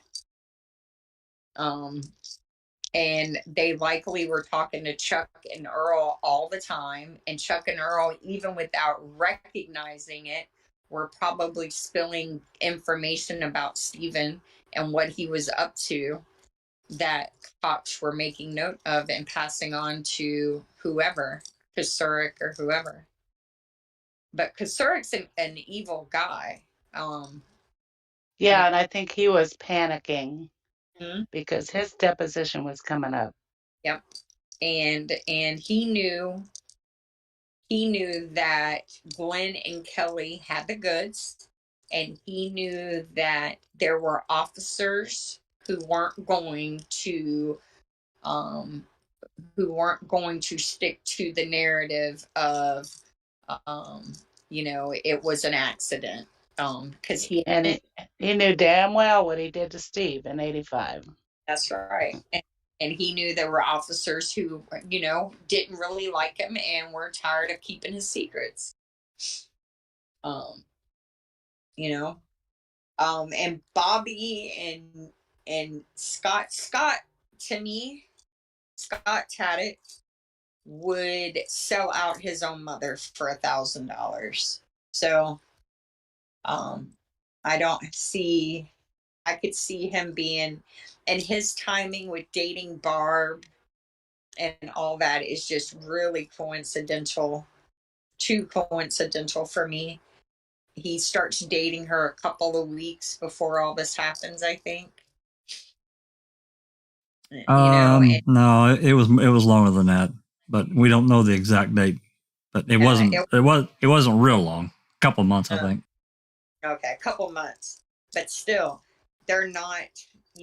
On the surface, they do not look like two people who would match well together, and I just find that interesting that he gets with her, they get a fancy house, and now they're living they're living the upper middle class dream, right? Actually, they say that Barb did not like him at first at all. She didn't like Scott when they first met. He was her husband's cousin, right? Yeah, that's right. Well, it was, I guess to me, a little strange coming from just my viewpoint. You start dating, a new person, even though you know the family, you don't really know the person. And then all this shit happens. It's a disaster within the family. And he stays and gets deeper involved instead of taking like 10 steps back and saying, hold on, what the hell's going on here? I don't know. I've always found it a little strange. Maybe it's coincidental. I don't know. He could have been a CI. And I've always found the fact that she stayed with him knowing how he sold out Brendan. Just, because I guess they both did, though, in reality. Well, I mean, she's talked some before about, they were told what to say, whether that's was a threat to them from some other direction, say you're going to say this, or, you're going to have issues. Don't know. I wonder how they convinced her to incorporate the fire. Yeah, I don't know. I got kind of a little bit of a discussion. I really haven't checked Reddit today, but one of the guilters had made a comment about the fire being on the 31st, and I replied to, you need to read DCI Report 33 about when Skorlinski interviewed Brendan. Brendan said it was on before or after the 31st, like the 1st or the 2nd. On top of that, there was a phone call, at least one, maybe two, early on in November, right after Stephen, I guess, was arrested, that Barb basically talked him into saying that the fire was on Halloween. He's saying it wasn't, that it was prior to that. And she says, no. And she basically finally says, okay, because he can't remember. His memory's not that sharp. No, and it wasn't a memorable fire. And it wasn't a memorable fire because they have to destroy the fire pit to make it look like a fire pit. Yeah, there's a lot. Yeah, there's a lot of bad business in that pit, no doubt. Yeah, that case is as ugly as the Melissa Lucio case, and they wanted to bring back the death penalty for Stephen Avery. Yep. Oh yeah. So, it definitely got brought up. If they'd have had it at that time, he would have been dead by now. If they'd have had their way. Well, we're approaching 3.5 hours. You want to wrap up? Yeah. I felt special. I had Tim Tedious and Sapper Cop on the same day. That's right. Yeah. And Jax is a coach. And Susan and Alice and Zoe and checking convictions. And thank y'all. Yep. I just want to say 13 is my lucky number, has always been my lucky number. I have 2 children born on the 13th, and my first and my last. And I'm going to take this as a sign that Melissa Lucio, her execution will at minimum be stayed. For those of you who discovered this podcast and are listening to this episode, I encourage you to go to the Innocence Project website, read about Melissa Lucio, and if you haven't already, please sign the petition trying to get her execution stopped. She is an innocent woman. And watch the documentary if you haven't seen it. Yeah, watch the documentary. There is a link in the description. It will be shown for free on the Melissa Lucio website on the 7th and 8th of this month. And let's see, I guess that's about it. What's coming up next for us? Just Rhonda? I just want to say, otherwise it's on Hulu. Oh yeah, and it's on Hulu. Thank you, Susan. The State of Texas versus Melissa. It's really, really good. And for those of you on TikTok, Sabrina or someone has started a TikTok page putting out the deleted scenes from the documentary, and I encourage watching those as well, especially if you're having issues with what some of her children are now claiming about abuse and saying that the documentary was heavily edited because Sabrina has uploaded clips where it is clear that these children never claimed that there was abuse, and then when they do start saying there's abuse, they say that it's because other people have said stuff over and over and over again, and they don't know what's their memory and what isn't. And I think that says a lot about the fact that there's not one allegation of physical abuse ever made against this woman. She's innocent. Cameron County District Attorney's Office has a lot of questions they need to be answered regarding their decision making in this case. And I encourage everyone to listen to the dispatch and radio calls that Rookie got, and Jackson, yours, and Zoe busted their ass getting out. It's like a gift that keeps on giving, right? Oh my. Yeah. There's still several. There's a lot I haven't even got to listen to yet, but I'm trying to get some of these. That one call that Temple's talking about, I'm going to get that one clipped and cut and into the key calls, because I think it is an important call. There's actually 2 or 3 I need to get. You know what I would love if we ever get the time and the ability? I would love to sit down and do a chronological order of Calumet and Manitowoc from November 3rd at 5, each call, each dispatch radio call and just put it in order. And I think if we had the ability to do that from start to finish, it would really be detrimental to the state's narrative. They already are, but it would clearly show, especially for the 3rd. That's the day I'm focusing on right now, is that time of the Andrew Colbert license plate call. I want all the calls, all the dispatch calls, all of that for that 2-hour period. And I want to put them all in order. And I'd really like to. I'd really like to have the calls from the 1st and the 2nd from both Calumet and Manitowoc. Well, I've tried to get them and I can't. Now. Yeah. And I'd love to have the Gary Freiberg Mark Rohrer call. Yeah, we'll never have that one. Oh, well, that's such a weird call. I mean, Tim Tedious is right. It is so strange. Why is this guy, an assistant attorney general, calling the Manitowoc County DA? And that is not a "hey, how you doing" call. No, hell no, it's not. Call me now. That is an ASAP, I need to speak to you, and the world's fixing to end call. Yeah, absolutely. For sure. And I don't know if you've heard, I had looked into Gary Freiberg Temp, and he worked for the Public Pretender's Office prior to going to the AAG's office. And he also worked in 2010, I think, maybe it was 2011.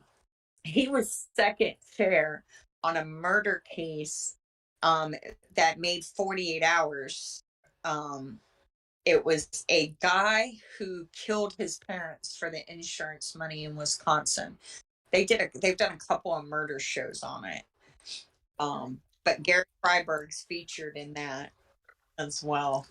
I came across that the other day.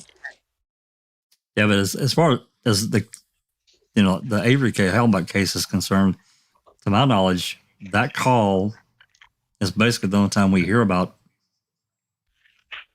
this Freiberg guy. That's it. Yeah. Oh, I wanted to say confirmed why, but when I was showing information, his name came up in the AAG's office during the thing around getting the Avery bill passed. So he may have been a part of that too. Oh, okay. But I mean, I don't know for sure, but that information did come up when I was searching for him. It's really weird. Y'all probably already know this, but if you go on the Wayback Machine, search the DOJ website, the Wayback Machine's pretty good about screenshotting or having access to web, like once a month for each year that they've been online. From 2003 to 2006, there's only one time that the Wayback Machine captured the DOJ of Wisconsin. That's weird. That is very weird. So it would surprise me if they haven't made that. And actually, it's not even a 2006; it's 2007 because Van Hollen, the AG. And I did a little video on my channel about the AG's website, the DOJ website. Do you know that Josh Kaw, on his little bio as the AG for Wisconsin, had the nerve? This is on the Department of Justice website. He went to Harvard and Stanford. He's a smart cookie. But it literally says on there that he is committed to clean drinking water and climate control, or he's against or he's for climate change control for Wisconsinites. He's actually using the DOJ website to try and promote himself as a politician. Oh, sure, absolutely. I'm not shocked. I know, but it's just so cheesy. Yeah, no doubt. Like, what the hell does clean drinking water have to do with criminal justice? Nada. But it sounds good as a bio. Yeah, actually, it makes me want to check into their water supply. No doubt. If they're saying they want it for them, they probably aren't getting it. But anyway, it was a great discussion. Thank you, everyone on the panel, everyone in chat. And I can't believe we're 13 episodes in. Thanks Absolutely. to my co-host, Jax. Glad to help. Yeah. Is Rhonda on later? Rhonda's she's taking some time off. I haven't talked to her in a couple of days. I'll message her later, but I don't think she's got anything planned today. Okay. As far as I know, the next thing coming up would be, I think Linda has a podcast on Thursday. And then, of course, it'll be Brendan Talks on Friday, reading with Uncle Ken. We've been doing the Garrett Morse case, Garrett Phillips case on the reading with Uncle Ken, but we'll be going back to the book on Saturday. Okay. To get back into the crappy book. And then I'm not sure about Open Mic for Sunday. I'm leaning towards some of these isolated calls that are interesting, whether they're in particular order or not. I don't know. I haven't decided yet exactly what I'm going to do. We'll see. Well, hopefully Tim Tedious and Sapper Cop will be back for Open Mic. Absolutely. And Tim Tedious has got several interesting posts up on Reddit. We could easily do one of those and talk for hours because he's got some really good stuff out there. He did have, and I really haven't I started reading it like 5 times and I haven't really been able to just sit down and read it. A post on Colburn's case and how far in the crapper it is. It's pretty bad. Yeah. But what's going on there? I saw somebody said that they're starting to do depositions. Oh. Is that true? I haven't heard that. Maybe Tim knows. Are you still here, Tim Tedious? What's going on in Colburn's case? I think they have started finishing discovery. I think depositions are scheduled. I don't think they've started them. Okay. They're happening, yeah. Okay. So what's going, do you want to give us like a 30-second update? Well, I think that's pretty much it in terms of what we know about the case. We don't have any of the the post I wrote just explains that I don't think it's going to go very well. Okay. Yeah. Yeah, I'm quite shocked that Colburn and his team have taken it this far. There's no way in hell they could possibly think they've got a route to win. I'm just mind blown that they had to have been drunk when they even thought this was a possibility, right? They had to have been. I think Colburn is just being his normal idiot dumbass self and thought he was going to get a settlement out of it, and he didn't realize who he was messing with. Mm-hmm. Yeah, Netflix got some really sharp freaking lawyers, really sharp.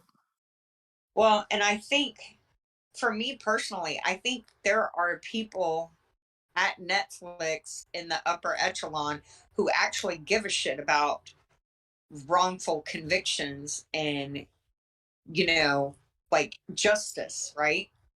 And so I just have this feeling that they're legitimately, there are people there who find that stuff important, and I don't see them paying him off. I just don't. No, not like no. AC on Twitter. Everyone knows AC on. Oh yeah, AC Rook. Oh yeah. Yeah. I guess he's in contact with, and he just asked briefly the screenshot that I made for. And I said, sure. And I guess they are not going to be afraid to make him look the corrupt cop he is.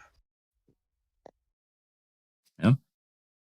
Well, if they actually get to the point of depositions, that's actually really exciting, because we all saw during, even just during the trial, how easy it was to trip Colburn up. Mm-hmm.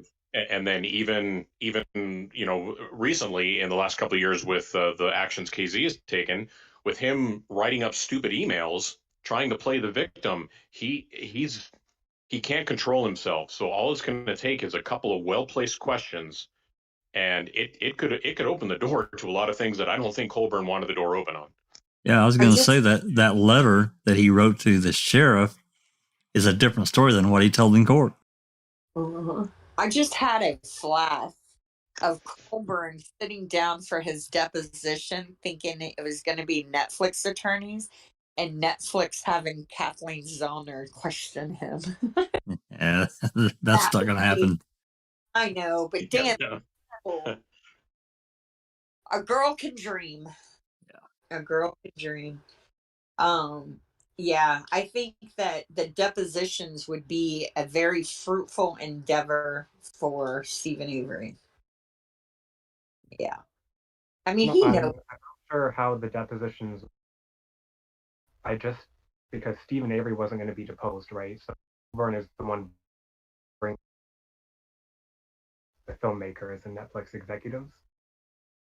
And then I believe if Colburn decided after that to go to trial, that would be Netflix's chance to do what they got to do and make them look bad. Yeah. Well, we did a episode on this a while back, and I had read some of the motions when they were trying to get sanctions against Netflix, and Colburn was like throwing a fit over answering what's called interrogatories. So and I'm like, well, what's an interrogatory? And basically that's like a series of questions asked by an attorney of a client. And he didn't even want to answer those. So if he can't answer simple questions on paper, then he's screwed in a courtroom. Yeah, they'll rip him to shreds. Oh yeah, yeah. But if the depositions, I think if they move forward, and it just opens the door to all kinds of stuff. I agree. Okay. All right. Well, I guess let's wrap it up, Jax. Thank you so much for co-hosting this and streaming it and for everything. You bet. Yep. And until next week, everyone have a great rest of your week, and thanks for coming. This has been a Foul Play. Yep. This has been a Foul Play production.